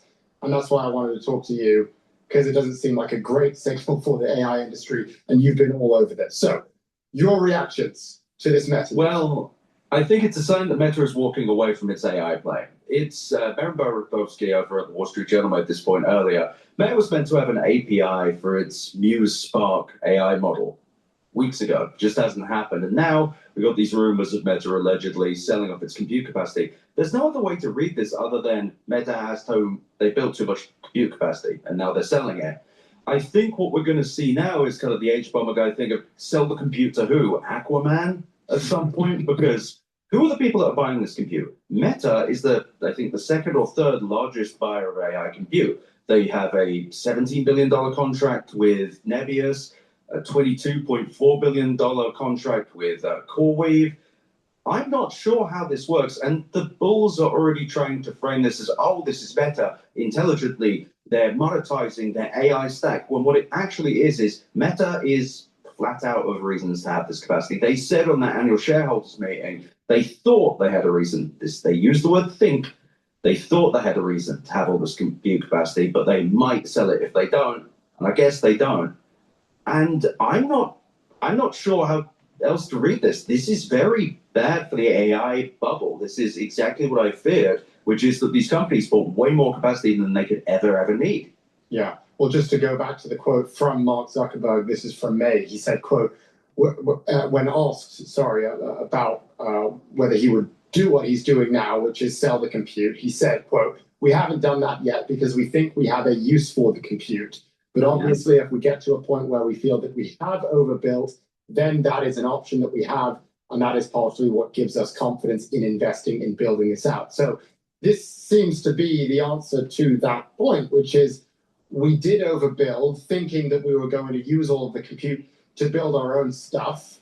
But now we're kind of admitting defeat and saying, no, we're just going to sell the compute to someone else for someone else to build the stuff. To be fair to the bulls and explaining why the stock is up right now, I think Wall Street was concerned that they were building this stuff and they had no plan to monetize whatsoever. Why are you building all these data centers? Why are you building up all this compute? They've come out with an answer now. It's just not a great answer. It's probably... You start seeing blood in the street, you either want to start shorting the S&P 500. There's a lot of ways to do this. Once you start seeing blood in the street and there's this big downturn, most likely in 2027, you may want to take a look at the 1/3 cash that you put on hand to short the S&P 500. But keep the 2/3 that are in the S&P 500. And the money that you make from that, then you roll into buying, dollar cost averaging, buying into the S&P. So you have 2/3 in the S&P 500. It takes a hit, a 20, 30% hit. You have 1/3 in cash. When the market's starting to go down, when the bad news comes out, it's not yet, but just wait, it will happen.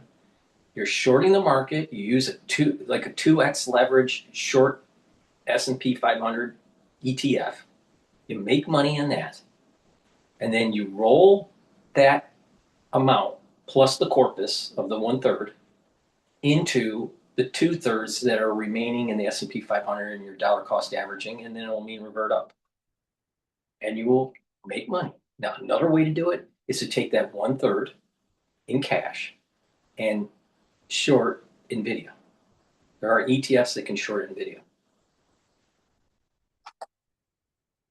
And there's also ETFs where you can short the actual tech industry. That might be another one too. Now, the way I'm going to play it is probably short NVIDIA, short the S&P 500, and maybe even short tech, the tech ETFs, and then roll that in to the S&P 500 and long it.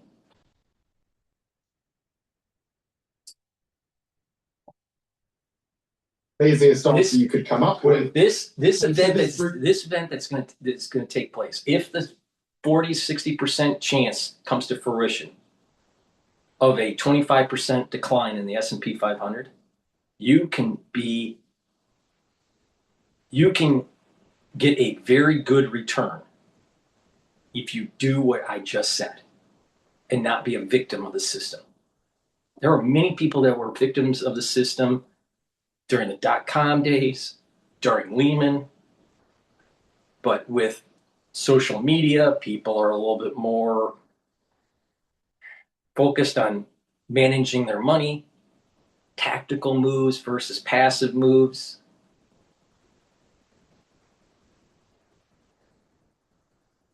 Being able to short certain positions. The whole ETF market is much more built out now than it was back in the Lehman days. Don't be a victim. There were so many people in the United States that were victims. And these people that set up this industry on false promises, you just burn them to the stake.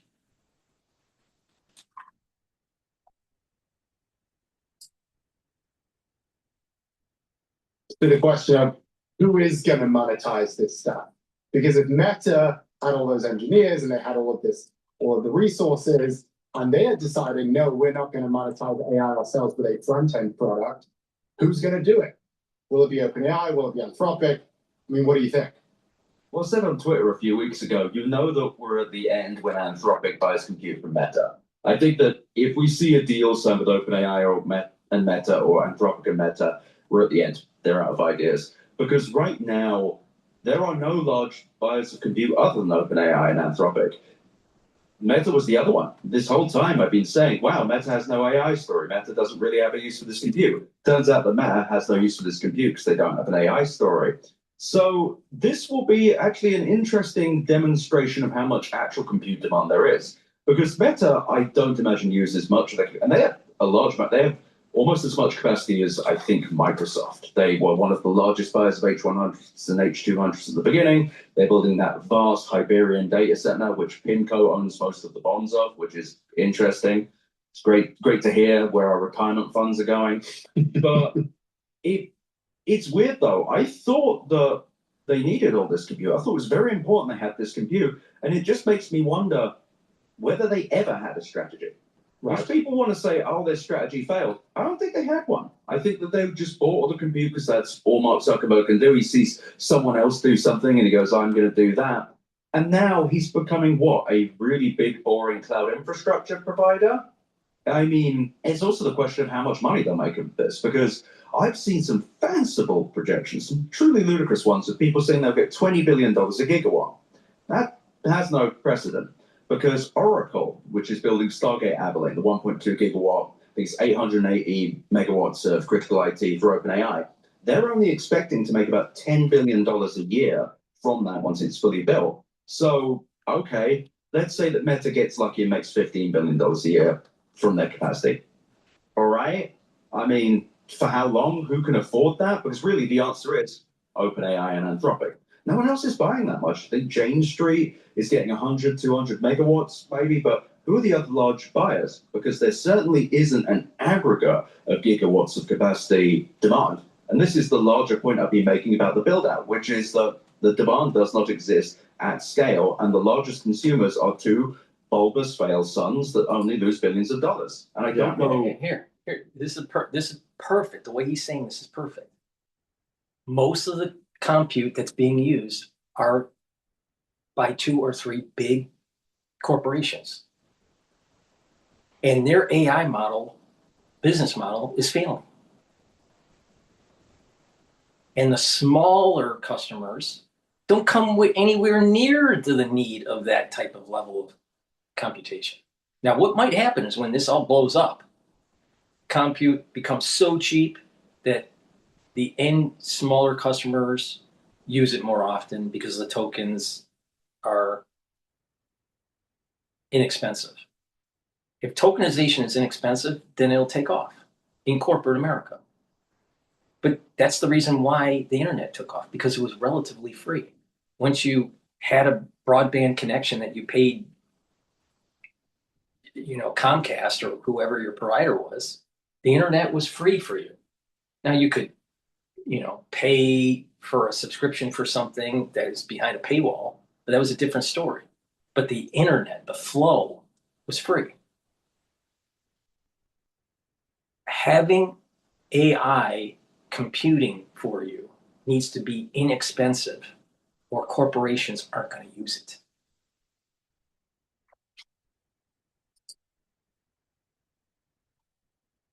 I'm seeing people try and rationalize this. I must warn them that this is a very, very bearish sign. Yeah, I think that's exactly right. And I mean, going back He's to picking the up. parallels to He's picking up. Ed is picking up on something that I've been saying for 2 years. Something bad is happening. Now, I'm looking at this at the 50,000 foot level. Because of the coinciding of Rosh Hashanah and the Sabbath, for 2 consecutive years, bad things happen. And it's going to start this year, September 11th, 2026. And it's going to last for 2 years. So it's going to go through October 2027, October 2028. And that's going to be geopolitical. It's going to be economic.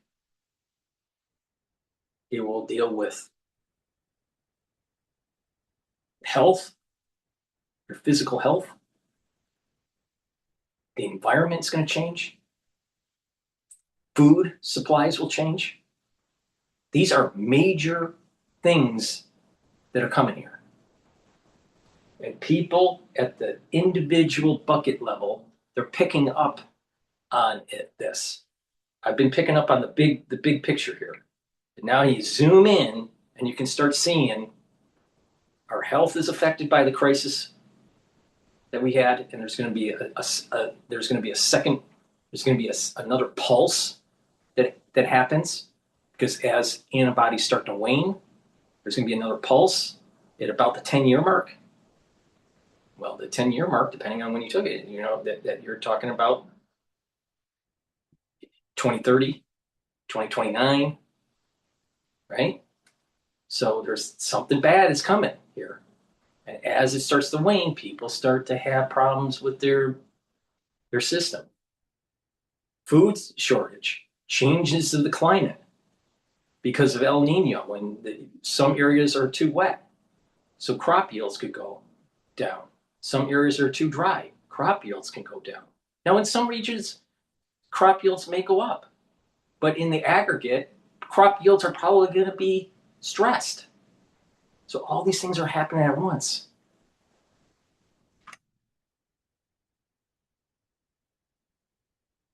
And supposedly we have a good economy.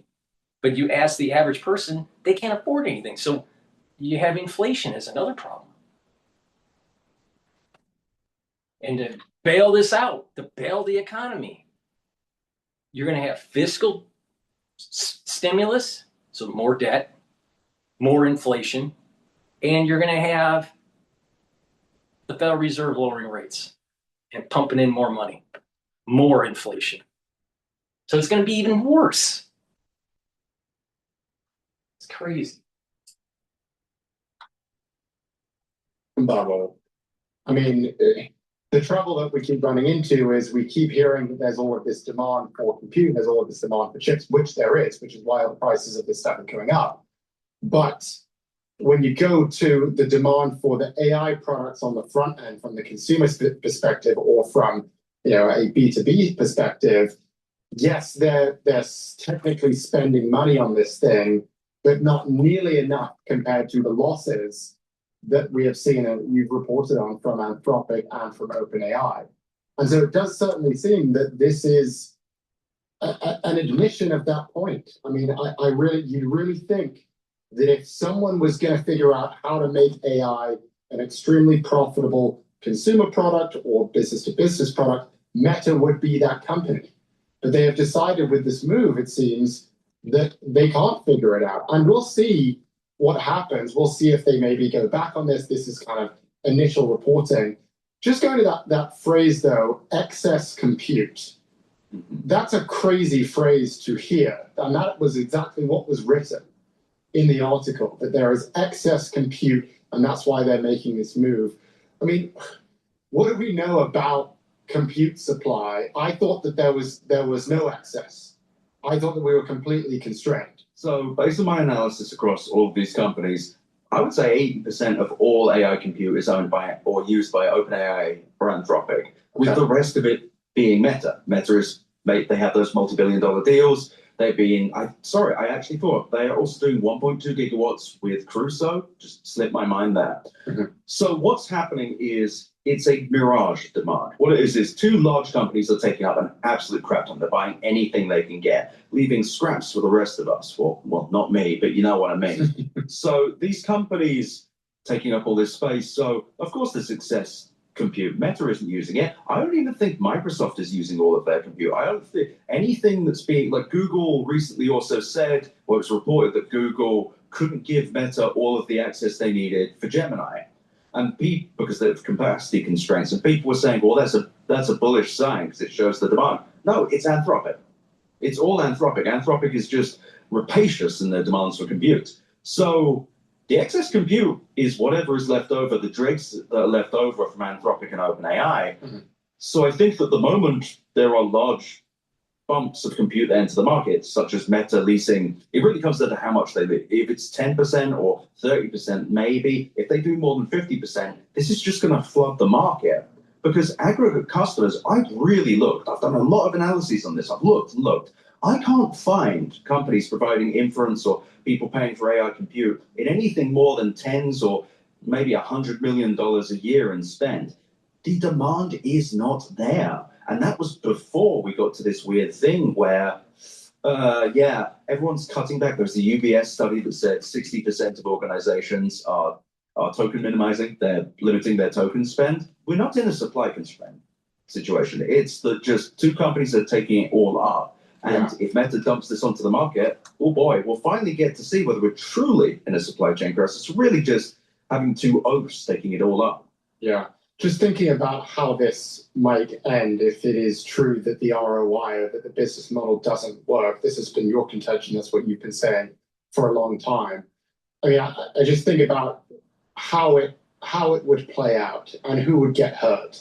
Clearly, if you're spending hundreds of billions of dollars on CapEx to build out the data centers, and it turns out that the ROI isn't as large as we thought down the chain, then that's going to hurt for you, but you might figure out a way to monetize those data centers eventually. That's sort of the question. The companies for whom this will really hurt, clearly in my view, it's the companies that are offering the AI product whose job is to do the difficult task of figuring out how to make more money than they spend on the AI and who have not proven their business models yet, and that would be OpenAI and Anthropic. And if those are the only two companies that are essentially buying up all of that compute, when you've done your analyses and tried to figure out who's buying this stuff, and it's just those two, it seems that those are the ones who get hurt at the end of the day in a very significant way. Would that be your view? I mean, everyone gets hurt. I think it's all of the construction firms. I think the construction firms underlying the data center. So I think there are going to be just a bunch of data centers that get built and never get used, which will be hellish for the private credit funds, which are backed by people's pensions and insurance annuities. I think it could open AI. And think about what was happening in the last 6 to 12 months. The FTC is stating that you no longer have to report every quarter. So you're not going to be able to see this in the business data until after the fact. So the Trump administration is trying to hide this crap. You have companies asking for a bailout from the government by being a part of a sovereign wealth fund. And you have a big push for ETFs in private credit and private equity. So they're trying to shift the risk to the average person. They're shifting the risk to other investors, shifting the risk to the government, trying to hide what's going to be happening. What does that sound like? Shifting the risk. Privatizing the gains, shifting the risk. Socializing the risks. That's like Lehman. There's a little bit of a Lehman and there's a little bit of a almost Enron with the circular financing crap that's going on with a business model that is not working. Revenues are lower than expenses. There's no chance of ever finding a large customer base to be able to justify the build out of these data centers. Harvard Business School is going to be doing business cases on this. It's a little bit like Enron with the circular finance, but with Enron, they were doing special vehicle entities, SVEs. They weren't even real businesses. They were just moving money. These are real businesses, just not profitable, and nor will they be profitable. So it's a little bit like Enron with the circular financing. And there's this element of socializing risks. Well, that's like Lehman. Oh, just shift it. See, what's his name? Both of them are Ed. Both of their names are Ed. So Ed on the left, he is like, well, it's only going to affect Anthropic and OpenAI, these types of companies. Maybe Meta, maybe NVIDIA. But the rest of the economy will be okay. No, we're all tied at the hip here. It's going to take the whole market down.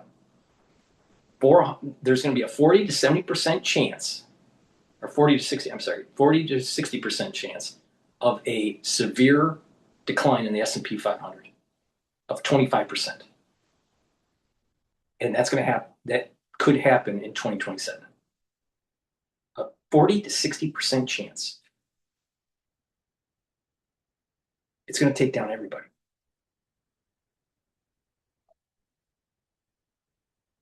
Don't think that there's not systemic risk here.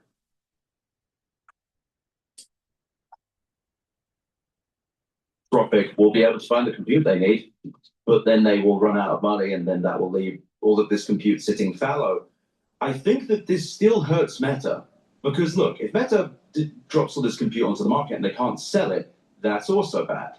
Yeah. That means that Meta has got a bunch of compute it can't use, and will, depending on how bad things are, actually have to take an impairment if they don't think they're going to be able to use all that compute. They're not going to be able to monetize it. Meta is actually in a position to mothball much more of this, because they can just claim, oh yeah, we're working on ad models. It's just ads, just doing some ads on the back end. No one's ever going to find out. It will get bad for the Microsofts and Googles of the world.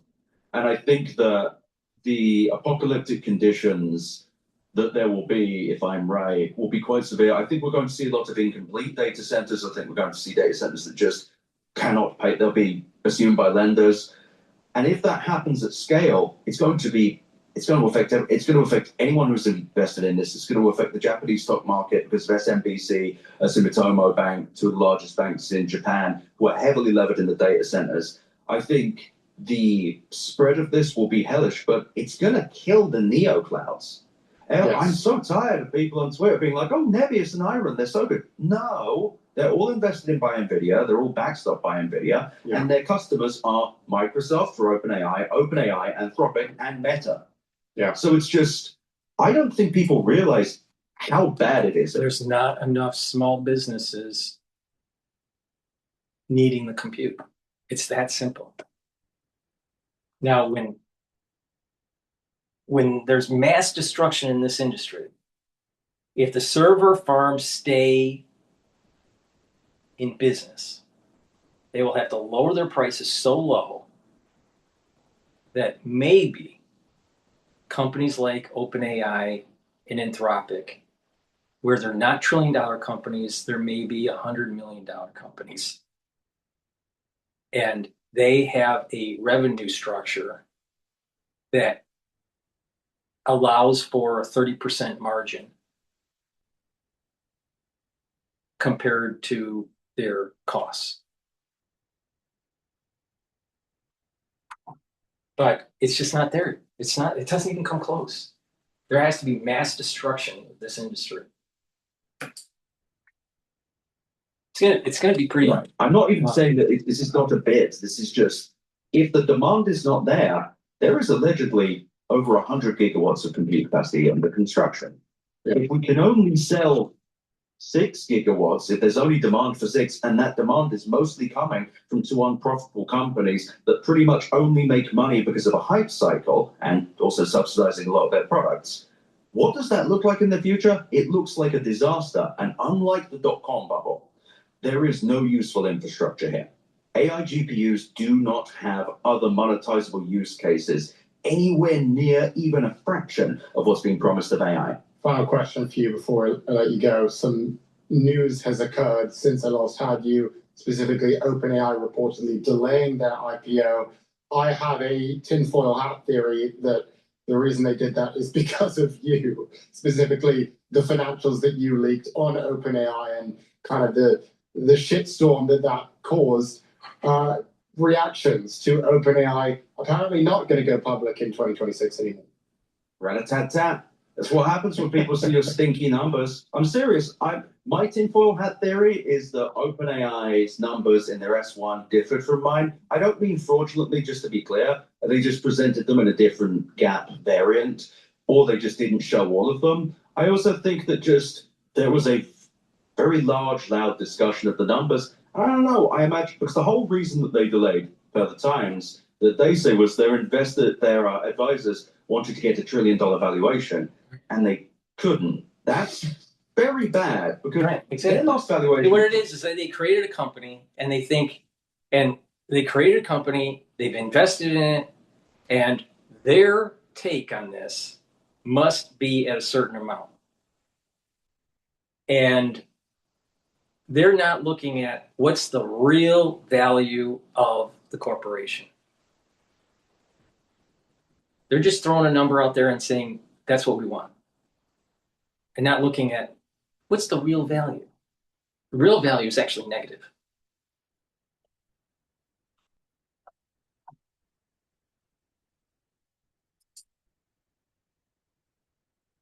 Money was 750 something billion, I think, something around there. Yeah, So you think you just like one little step. Yeah. Like a 30% premium. That shouldn't be a huge ask unless, of course, bankers looked at this and said, mate, that's not worth 700 or even 500 billion, which kind of lines up with something. From a few weeks ago, SoftBank tried to get a margin loan in which they used all of their OpenAI shares, which on paper are worth over $100 billion, as collateral, a $6 billion loan, and the banks would not give it to them. That probably suggests that banks might have some issues. Now think about it. If OpenAI is 13 billion in revenue, let's just say 10 times revenue. Well, that's only 130 billion. It doesn't even come close to a trillion. Or even if you give it 20 times. See the point? It doesn't even come close to $1 trillion company.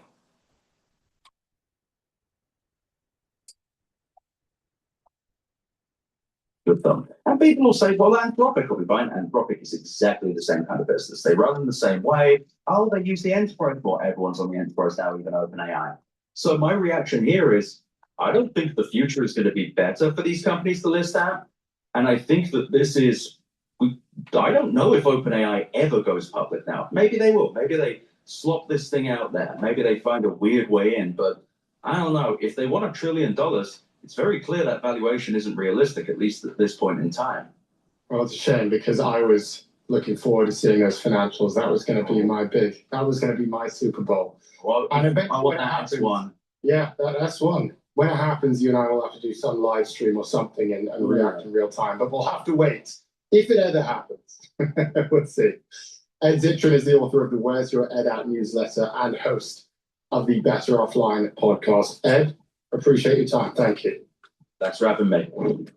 Please go to my store, the-studio-reykjavik.com. Get the zeolite. This will help to detoxify your body. It'll bind to heavy metals, toxins, and chemicals. It'll allow you to urinate those out within 6 to 8 hours.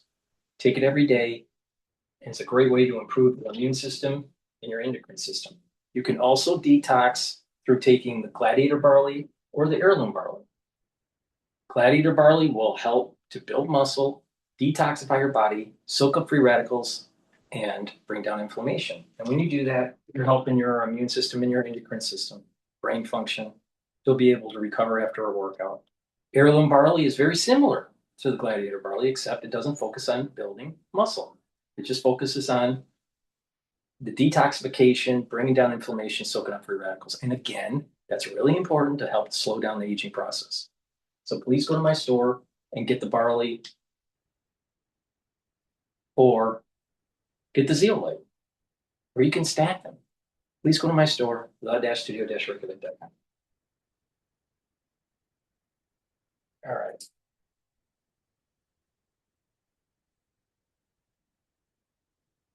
Let's go to this Apple and OpenAI lawsuit.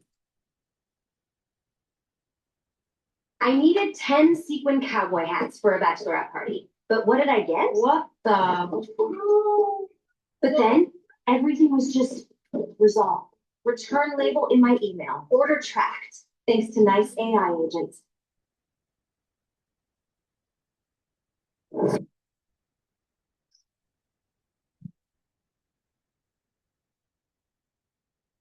What hours in the day?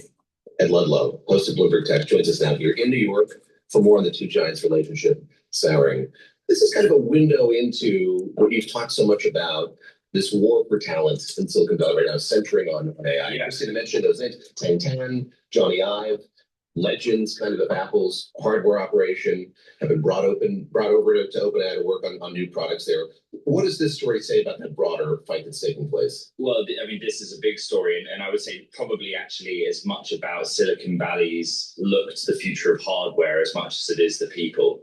You know, if you think about the landscape of Apple and Meta as examples, trying to work out how people, consumers, use AI through different device form factors. The smartphone is what we mostly use, but glasses are coming in. People have tried pins. That's kind of the underlying layer of the story, which is interesting. But in terms of Apple versus OpenAI, the sort of full economic and litigating might of Apple against OpenAI, it's very serious. You just referenced it, but what does this mean for OpenAI when it comes to trying to expand into hardware and when it comes to actually making money from people using AI, which is a bit of a... Yeah, I mean, in the suit, Apple describes OpenAI's hardware effort as nascent, but you gave the key details, which is that Apple claims there are about 400 Apple alumni now working at OpenAI, and the specifics of which OpenAI executives coached those hires, as the suit alleges, on how to sort of leave Apple smoothly with, as the suit alleges, documents, etc. We don't know much about the form factor or where OpenAI is at with its device progress, but the backstory is very much bigger than that. A couple of years ago, the company started working together on software for the iPhone, integrating OpenAI's AI technology in Siri. Then Johnny Ive struck up a relationship with Apple and with OpenAI, and it's kind of soured from there. The net result, well, we don't know. Yeah, there's kind of with friends like you who needs friends quality to all of this. But what is the status of the kind of business relationship or partnership between these two companies? Well, I mean, now Apple wants to go to trial with the jury trial. Fair enough. Right? And, it's worth pointing out that, well, what is it that Apple wants to achieve through this suit. They want OpenAI to stop what they're alleging they're doing, which is misuse of trade secrets. But more than that, the suit requests that OpenAI start again, re-engineer any hardware that Apple believes has their own technology in it. But basically, it has been souring, I think is the phrase you said. That's right, and it's probably kind.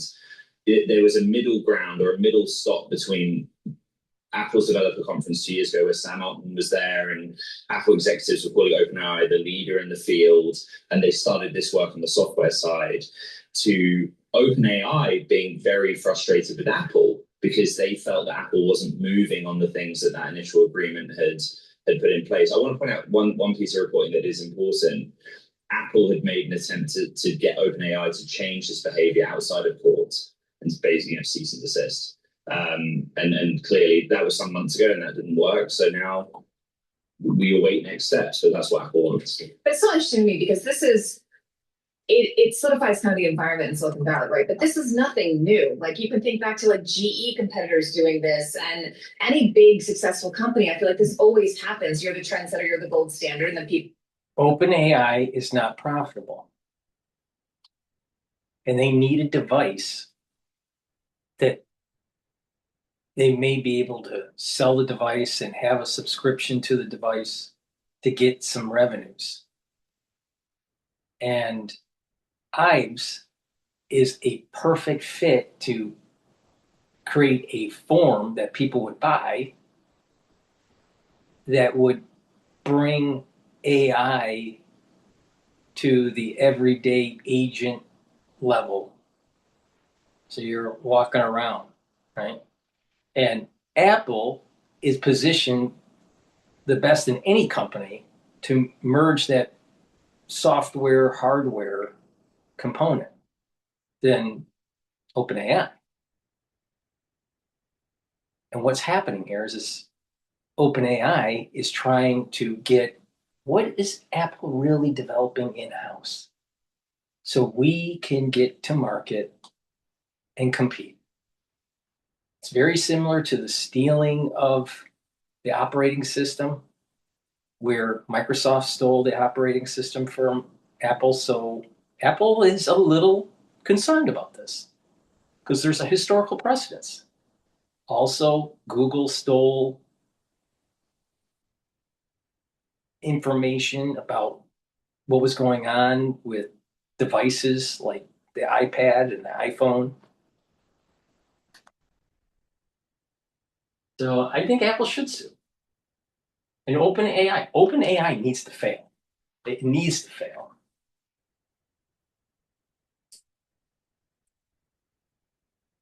That didn't start their own things, or they poach from there because that's where it started. Like, what is the threshold for what they have to prove? Well, they have to prove that they've actually stolen documents. Yes, okay. It is very common for talented people to go from one Silicon Valley technology company to another, right, so long as they are acting within the confines of the law. And Apple speaks to this in the suit. They basically accuse OpenAI of coaching these people to avoid the dreaded walkout. So when you give your notice, everyone wants that 2-week period where you stay in post and not get walked off the premises. But as a part of that, Apple's allegation is that OpenAI encouraged those hires from Apple to use the window to access documentation, specifically though about unreleased products and non-disclosed technology at Apple. That's the underlying point here. Let me make what I hope will be an elegant segue here. So you're talking about the ventures these companies are embarking on a new hardware related to AI, and you're here in New York because sent out the chairman of the SK Group. Yes. Within that organization, there's SK Hynix, which makes these memory chips. Crucially important as we look at kind of where AI is going, where AI-related hardware is going as well. So you sat down with the chairman of that company yesterday. What did he say about the prospects for that company in this field? What's it going to mean for the production of chips broadly, for memory chips in particular going forward as we see this expansion? Yeah, this was the biggest US first-time share sale by a foreign company. So they have their own shares in Korea, common shares that are listed and sold, and now they have American depository receipts. One ADR represents 1/10 of one Korean share.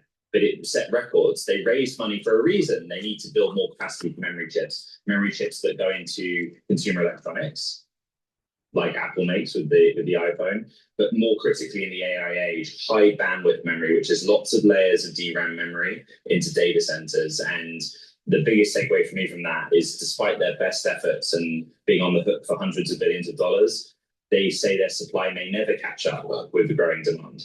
That's crazy to me. Here's also, the companies are talking about how it's kind of cyclical demand, which also was confusing to me because I feel like, well, that's what I mean. Like right now, it seems like there is just demand. So historically, memory chips are boom and bust. When there is great demand for consumer electronics, the memory chip companies ramp up capacity and people tend to have stockpiles. Then when consumer electronics demand falls away because of an economic cycle or it's just not in vogue, sometimes those memory chip makers have been, oh no, now what do we do with all these big factories we've built and no one wants any memory chips? So they try to avoid that. Is the AI era different where the data center demand for memory is sort of more linear and keeps going? And they would say, yes, it is. A fascinating moment when he brought up the concept of memory as a service. So we think of memory as a commodity of these chips, and you teased a bit out of him in that regard. Later on, I was filling in for Ed on the show yesterday in Bloomberg Tech yesterday. Thank you. Professor, thank you. No, you're welcome. All right, you need to be here for this. At UCLA, he was really pioneering memory work. He said, this is the next frontier. Explain what it is and sort of how that stands to change the way that we think about the compute that goes into AI. Honestly, I don't know. He kind of did it of his own volition. But, in the world of AI, when you think about AI workloads, so not training AI models, but running them, inference, you don't sort of necessarily as an everyday consumer or even a software company, any company that's using AI say, okay, I better go out and buy myself lots of chips to run this AI stuff. You rent cloud computing capacity from Amazon or Microsoft, Google, etc. And I think what he was basically saying is, instead of us selling the memory chips, kind of avoiding that boom and bust cycle, why don't we just rent out the memory capacity? Now, I think there's a lot of questions about how that would work in practice. And, I tried to say to him, how would that work in practice? It's been really interesting because the Korean press has really picked this up and run with it. It's an interesting idea, potentially higher margin. We don't know, but, that is the direction that computing is going in, and that's exciting. Yeah. And we also have some sound from your interview because the chairman said he had big plans for the US. So. Yes. The SK already investing at more than $35 billion in the US side. My plan is at a much bigger number. So bigger than 30. Much bigger than 35. So much bigger than.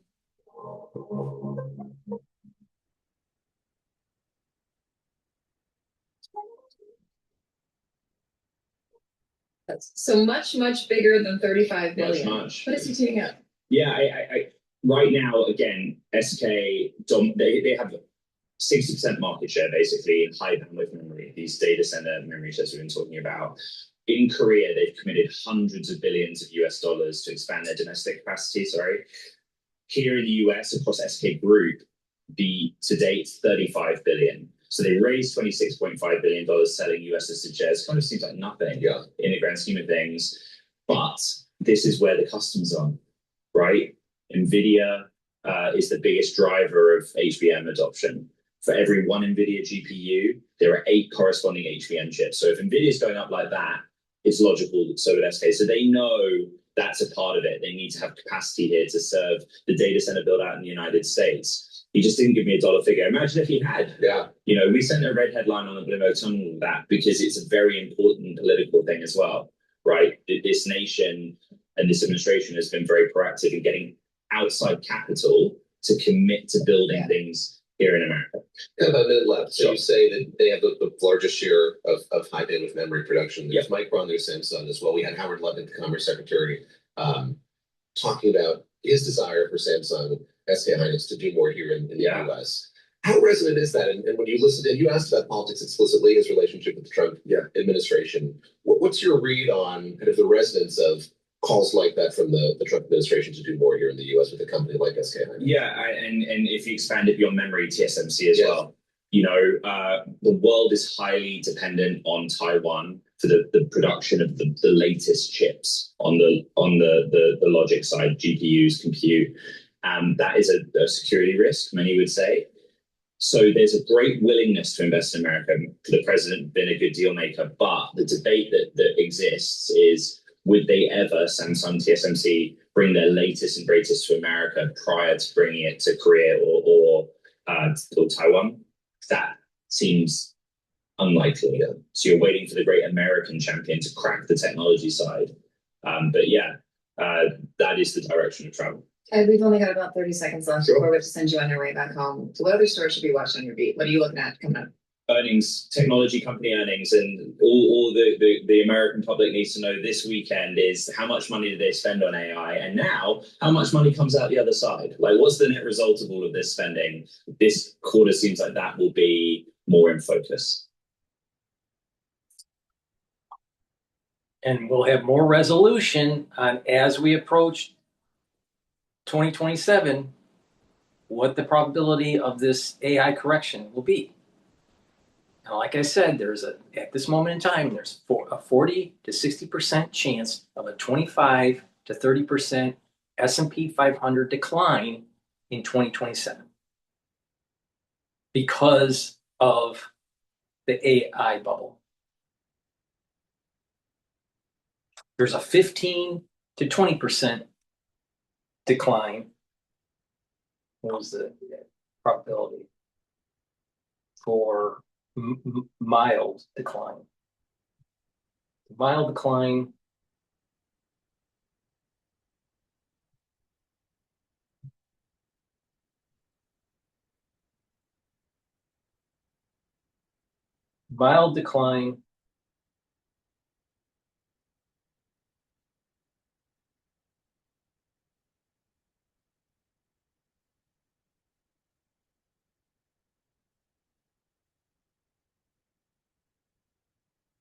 right? The mild decline would be 10 to 15%. A severe decline would be 15 to 25, and a tail risk would be 30% plus crash. And there's a 20 to 35% chance of it happening this year, 40 to 60% chance happening in 2027, and in 2028, a 30 to 50% chance. So next year is going to be a problem. And it's going to be triggered by a decline in NVIDIA. So pay attention to NVIDIA. Okay, I want to play a little bit of this new AI model that's coming from Zuckerberg. What? You know, if he doesn't need the compute and he's coming up with an AI model, you know, will people actually use it? Probably not. So it's another boondoggle. Please go to my store, the-studio-reykjavik.com. Get the collagen. Collagen will help with your skin, hair, and nails. Also help with your musculature, bone density, and joint health. Super important to take every day. And if you want to improve your dermal layer for your skin, take it also with the vitamin C, with the magnesium supplement. Drink filtered water. I have Boomer Boost. Boomer Boost has 68 nutrients. It has the minerals and the vitamins that you need to slow down the aging process. But it has a lot of other compounds in here that will help boost up that immune system and endocrine system, help with the cardiovascular system, help with brain function, help with musculature, rev up your metabolism, help to control A1C levels, control your energy levels and have a steady burn of energy. You're going to have more vitality. And like I said, if you take this regularly, you're going to be able to see the slowing down of aging. You're going to see that your musculature, will improve, your BMI will improve, your brain function will improve. So please go to my store and get the Boomer Boost. And I also have structural nano silver toothpaste with no fluoride. Get a few tubes for your household. It'll whiten your teeth, freshen your breath, reduce inflammation at the gum line, improve your gum health, and it neutralizes because it has structural nano silver. Super important to take every day, but especially during the cold season. Get a few tubes of this toothpaste for your household. Please go to my store, the-studio-reykjavik.com.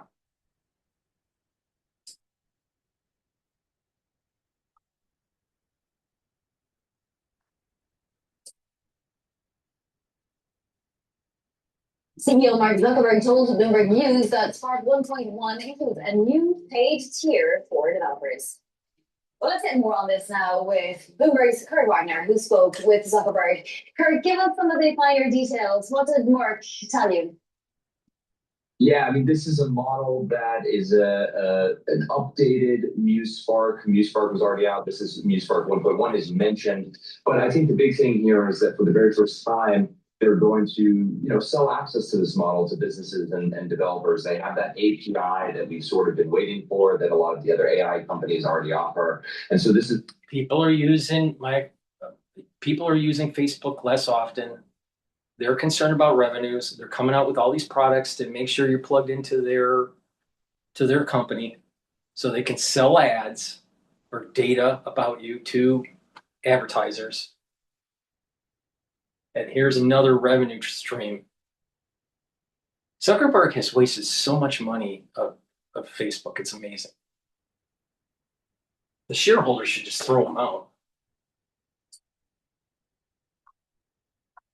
direct revenue stream for them. And, one of the things that we spent a lot of time talking about when I chatted with Zuckerberg was the pricing and the fact that he really wants to go cheap on the pricing. One, because he thinks the competitors are too expensive.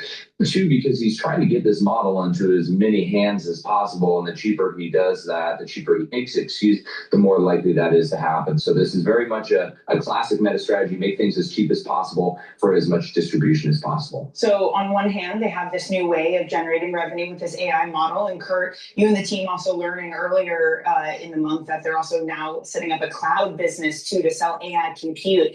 How much of this is just trying to escape this trap that Meta is in with its shares now into a bear market about can you get a return on investment that all the spending and CapEx that Meta is currently undergoing? I think this has been the biggest concern from investors over certainly the last 6 months is, hey, you're spending aggressively, you're making these big commitments, you're doing the things on paper that AI companies should be doing. But what is the plan to make all that back? And so that was a real concern a few months ago when they reported first quarter earnings. Since then, we've seen them come out with a consumer subscription for their AI chatbot. They're charging for AI agents. They're building, setting the framework internally for a potential cloud enterprise business. Maybe they're even going to sell some of the compute that they've accumulated. So they're really, setting up all of these various businesses around AI that didn't exist just 2, 3, 4 months ago. And if you're an investor, you have to be saying at the very least, okay, we know where the company plans to get some of that investment back, which was not necessarily as clear at the beginning of the year. Yeah, it didn't seem like the likes of Zuckerberg ever cared that much about where shares were trading, but Meta has really had a terrible run, you have to say, Kurt. What did he say about that? Well, he essentially asked him about morale at the company and said, look, you did these big layoffs, a lot of internal restructuring with AI, and he kind of just chalked it up to times of change. There is going to be disruption when you have a technology as big, powerful, and influential as AI sort of come into the mix. And they are using AI in a way that they weren't 6 months ago. Their engineers are using it to build products and app features. They're obviously trying to adjust the human side of the business to match the technological side of the business. So you kind of just chalk that up to, hey, this is what happens in times of disruption. But I do think it's hard to ignore not only the stock price, but what that does to morale inside the company. We've certainly seen reports and heard rumblings from employees that things are not great there. But a strong business and a good stock price usually fixes a lot of that stuff. Well, it wasn't really that long ago, Kurt, just quickly here that Meta was paying top dollar for AI engineers. How is the race and the competition for talent currently unfolding? I think that it's still going to be competitive. We see people jumping from, OpenAI to Anthropic to Meta to Google. Like we see this sort of musical chairs of AI talent. I do think they're more settled than they were. Obviously, last year they were building this new lab essentially from scratch. So they had to go out and spend aggressively on all these people. They have the leadership in place with Alexander Wang there. So I don't think they're doing quite as much of that as they were. But I think there's always going to be a bit of a musical chairs with the talent, just because it is so unique and the people with those skill sets are so in demand still. So I don't think we're seeing quite the eye-popping prices we saw last summer, but I think there's still a lot of interest there if you have that skill set.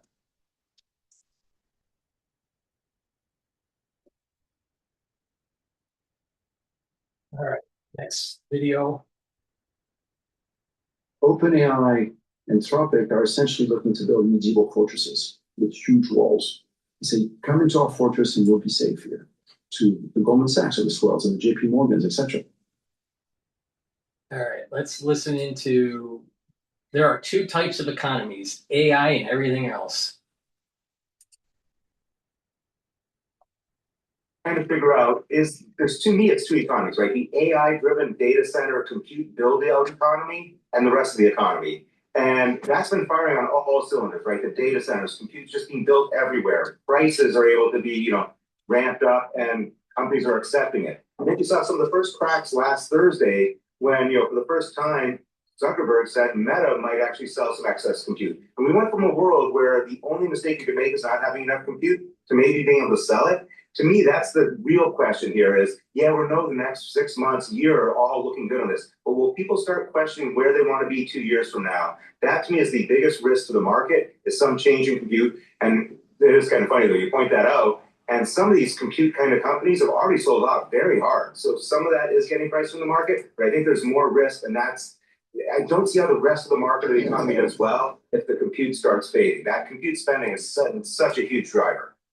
So, Peter, we're going to come into, as Jess mentioned, kind of the earnings season here. Boy, the first quarter earnings were so good, and that arguably was what's been driving this market all year. What are your expectations for the second quarter? One, I think because we just went through such a quarter where everything was so good, people looked at it. And it's funny, you just talked about the idiosyncratic risk, right? What I did notice is the earnings were so driven by a handful of companies, right? If you look at the index level earnings, they're awesome. But strip away those companies, the rest did not look as good. So again, I think it's going to be harder to win through the earnings game. I think people are becoming, a little bit, hey, we're back at, record valuations. We need to see this. It was 2 weeks ago, the one company, I believe it was Micron, did give clear indication that they have orders locked in for years to come. I think that's what's going to be need to be done, right? It's not just this quarter's earnings. It's really going to be, what have you sold next year? What are you selling 2 years from now? And how certain are you that those sales are coming through? And again, it's going to be very driven by compute, I think. And toward the end of the month, as we were talking, not only the Federal Reserve decision, but it comes the same week as a lot of those big tech earnings as well, and the hyperscalers. What are you expecting to hear from them when it comes to that AI spending and CapEx? And how do you think markets could potentially react, to your point, when you're looking ahead to the future here? I think we expect, and it's built in, that all is, going well, sales are on pace, that there's no slowdown in the need for compute. So I think anything that kind of, puts a doubt in there will have a disproportionate effect. And that's where I do think market structure has been very helpful to this industry on the way up. I keep looking at SOXL, so it's the triple leverage stocks ETF, it's 20 some odd billion. That has been amplifying the moves in both directions. And I think it amplifies them mostly on the way up, but it will amplify on the way down if we get any cracks. And you start looking at this. I'm having a lot of conversations with hedge funds. You get news that looks like it should be a 0.5% to 1% move day, and it becomes a 2 to 3%. And I think that's a lot to do with market structure. So I think right now we're probably a little bit more susceptible to the downside, though it would still help on the upside. And all of this, I think, when we're going to start getting inflation data, I think Warsh is going to be able to say, hey, inflation's coming down under me. I think he did a phenomenal job of addressing inflation. I really think we're going to see deflation, inflation decline. Everything that's going on in oil is generally helpful to that. But also, I think he's going to start discussing some of these other metrics like trueflation, Zillow rents, things that actually don't say inflation's above 2%. I think that's going to be the key to his success, and why I think the market's really mispricing. Everything's thinking he's hawkish and we're going to get hikes. I think he's still dovish. He just needs the excuse of inflation, and how he looks at inflation is going to give him that excuse to be dovish again soon. Probably not this meeting, but soon.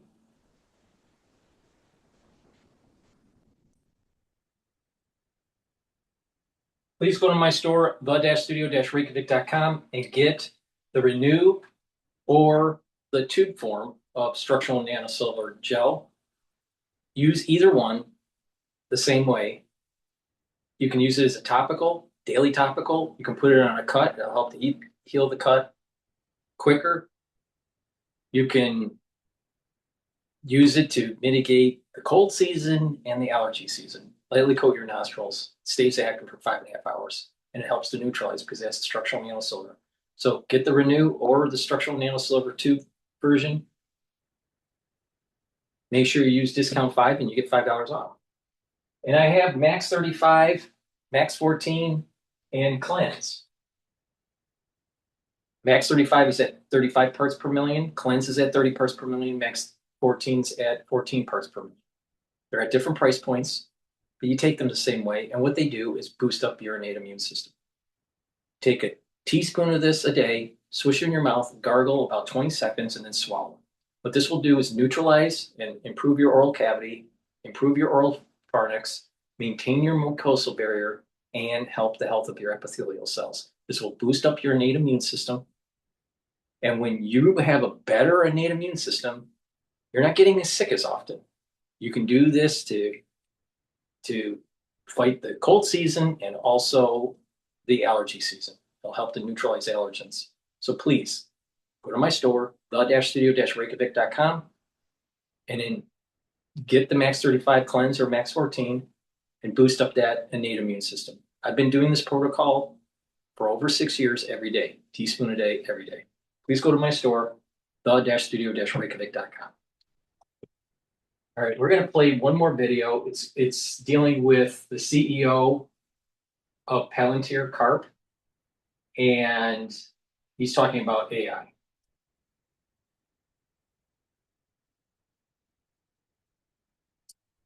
Now exclusively at the table, Alex Karp, Palantir's co-founder and CEO, and CNBC's Seema Modi, who covers Palantir, joins us and tell us about the deal with NVIDIA. There's so many things I think we all want to talk about, but let's get to the NVIDIA deal first. Because I have so much respect for NVIDIA and more, I'm going to try to keep it more adult than I usually do. But the truth is, if you want to know how this came together from my perspective, there's a lot of technical issues. Who controls the models? Who controls the weights? Who controls the value of your business? We're sitting on critical infrastructure across America, Ukraine, Israel. Everyone who uses LLMs on the battlefield runs on top of our oncology. And our clients are just, to say they're unhappy with the Frontier Labs is to say I'm welcome at the Berkeley faculty. It's like, there's just a level of discomfort and loss of trust that also made it really. Okay, unpack that. What do you mean by that? Well, so when you're using large language models, at this point, everyone technical realizes they're like a critical resource. To make them valuable in an enterprise like battlefield context or regulated context or manufacturing, you have to have what's called an application layer. And we have this thing called ontology that now everyone's copying. But de facto, it takes a large language model. It makes it safe and useful and precise. So safe because it doesn't touch your unlearning data, safe because it prevents the large language model from caching your data and replicating your business, safe because it doesn't transfer your IP of how to fight secret data, top secret data, or in a clinical context. So the general way these things were sold, and again, these people are, Sam and Dario, there's nothing more fun than debating Dario in private. So I'm not throwing shade at them, but something has gone completely wrong. And the basic view among enterprises in this country is I'm going to chillax and waste my time with tokens. I'm going to get no value, and they're going to get my IP. Now that sounds like shade. Okay. Oh, and not just shade, it sounds like you're saying these. No, sorry. This is reporting. Okay. And this is reporting that I've literally, against my own interest, called. These are like, I'm profiting from this, right? So the reality is, you may not like us at my former school, Harvard or Berkeley, but enterprises in this country trust and love us, especially ones that are involved in critical infrastructure, both public and private. Okay, so I want for those countries, we're coming up to July 4th. I want for us and our friends across the globe to have the very best tech resources. In fact, the whole secret of Palantir is the forward deployed model, the products that have been 5 years ahead. You've been with me for a long time. Everyone said FDEs were services. They said we don't even know what an ontology is. That's the only thing people talk about now. The secret was we delivered the best things for the warfighters. Those warfighters have serious trust issues, but it's not just the work vis-a-vis Frontier Labs. Then you have my enterprises in the private sector who have the same issues. Like, why would they get access to my data if they're going to build my alpha? Why wouldn't I control the weight? And that's when we get this partnership. What aligns me with NVIDIA, and I think is what the technical customers want, which is control over their compute, their models, their data stack, and their alpha. They want to know they own the means of production. It's not being transferred to someone else. They're not interested in some fake deploy code that somehow is deploying tokens that transfers the alpha to a third party. And the jig is up. And so we have to figure out a way, our products are agnostic. We now sell a product to customers that allows you to switch from model to model and we're completely agnostic. But we need to rebuild trust. And that trust is going to happen where everyone gets to ask and answer basic questions. Who owns the data? Where is it cached? Are the prompts secure? Is this being transferred to you? Are you being okay? If it was so valuable, let's say I can make you $1 billion right tomorrow. Wouldn't I say I'll make you $1 billion and I want 30%? Why are they charging for tokens if it's so valuable? So then, Alex, if the key, from what I'm hearing you say, is a secure, American-born, open-source model, how quickly can your model compete with the frontier AI? Well, no, what I'm saying is agentic AI. Okay. What I am claiming, obviously slightly true but slightly self-centered, is it's the model plus an application layer plus compute. It is really all three. So in our jargon, it's the value, the reason, just look at our financials. The reason why everyone is chillaxing with bad financials and growth with losing money is the client refuses to pay the true cost. The two places that actually make money, like profit, free cash flow, are our application layer called ontology and compute. Okay, what I am not just claiming, we can take an open model and in the classified or non-classified context, get it to the point of a frontier model. But you control the weights. So what is the true cost? Not just what you're paying. The true cost is what you make minus what you lose, meaning the value of your business. But we can get the frontier application to be exactly the same as a frontier model without the risk of transferring the alpha of your business to another. By the way, you could do this with a frontier closed model too, but then the clients have to be able to ask and answer very basic questions. Are you keeping the data? Are you going to enter our business? What do you in the classified context? When the Department of War goes to you and says, "I need this application," do they get to control the weights to do it, or do you get to control the weights? Are we really going to outsource the battlefield of this country to the consensus view in Silicon Valley? That is effing insane. Yeah. And by the way, every single enterprise in this country, in private, a lot of them don't want to speak in public because it gets outsourced to the neurodivergent crazy person that apparently is on drugs. The one thing I don't do. Okay, so that's my role. But I'm telling you, in this country, at every single enterprise I deal with, these people are livid. They're like, I am paying for tokens that create no value. These people are stealing the weights and alpha of my business, and they're creating a wealth tax that does not help the poor. It just punishes, starts with the billionaires. Every single person at this table is going to be paying a wealth tax only to punish us.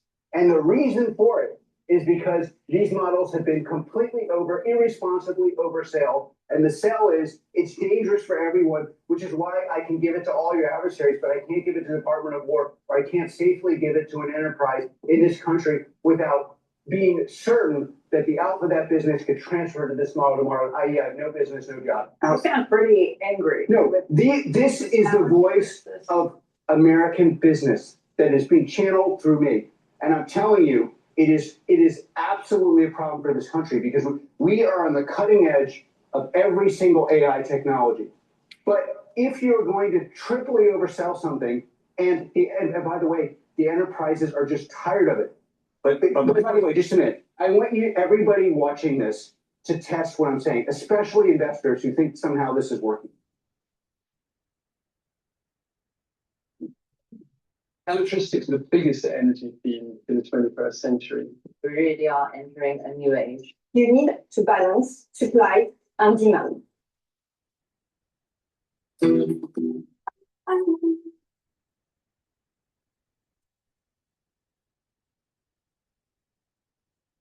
So that's my take on the AI infrastructure, what potentially could happen with the S&P 500 this year and next year. I'm concerned about 2027.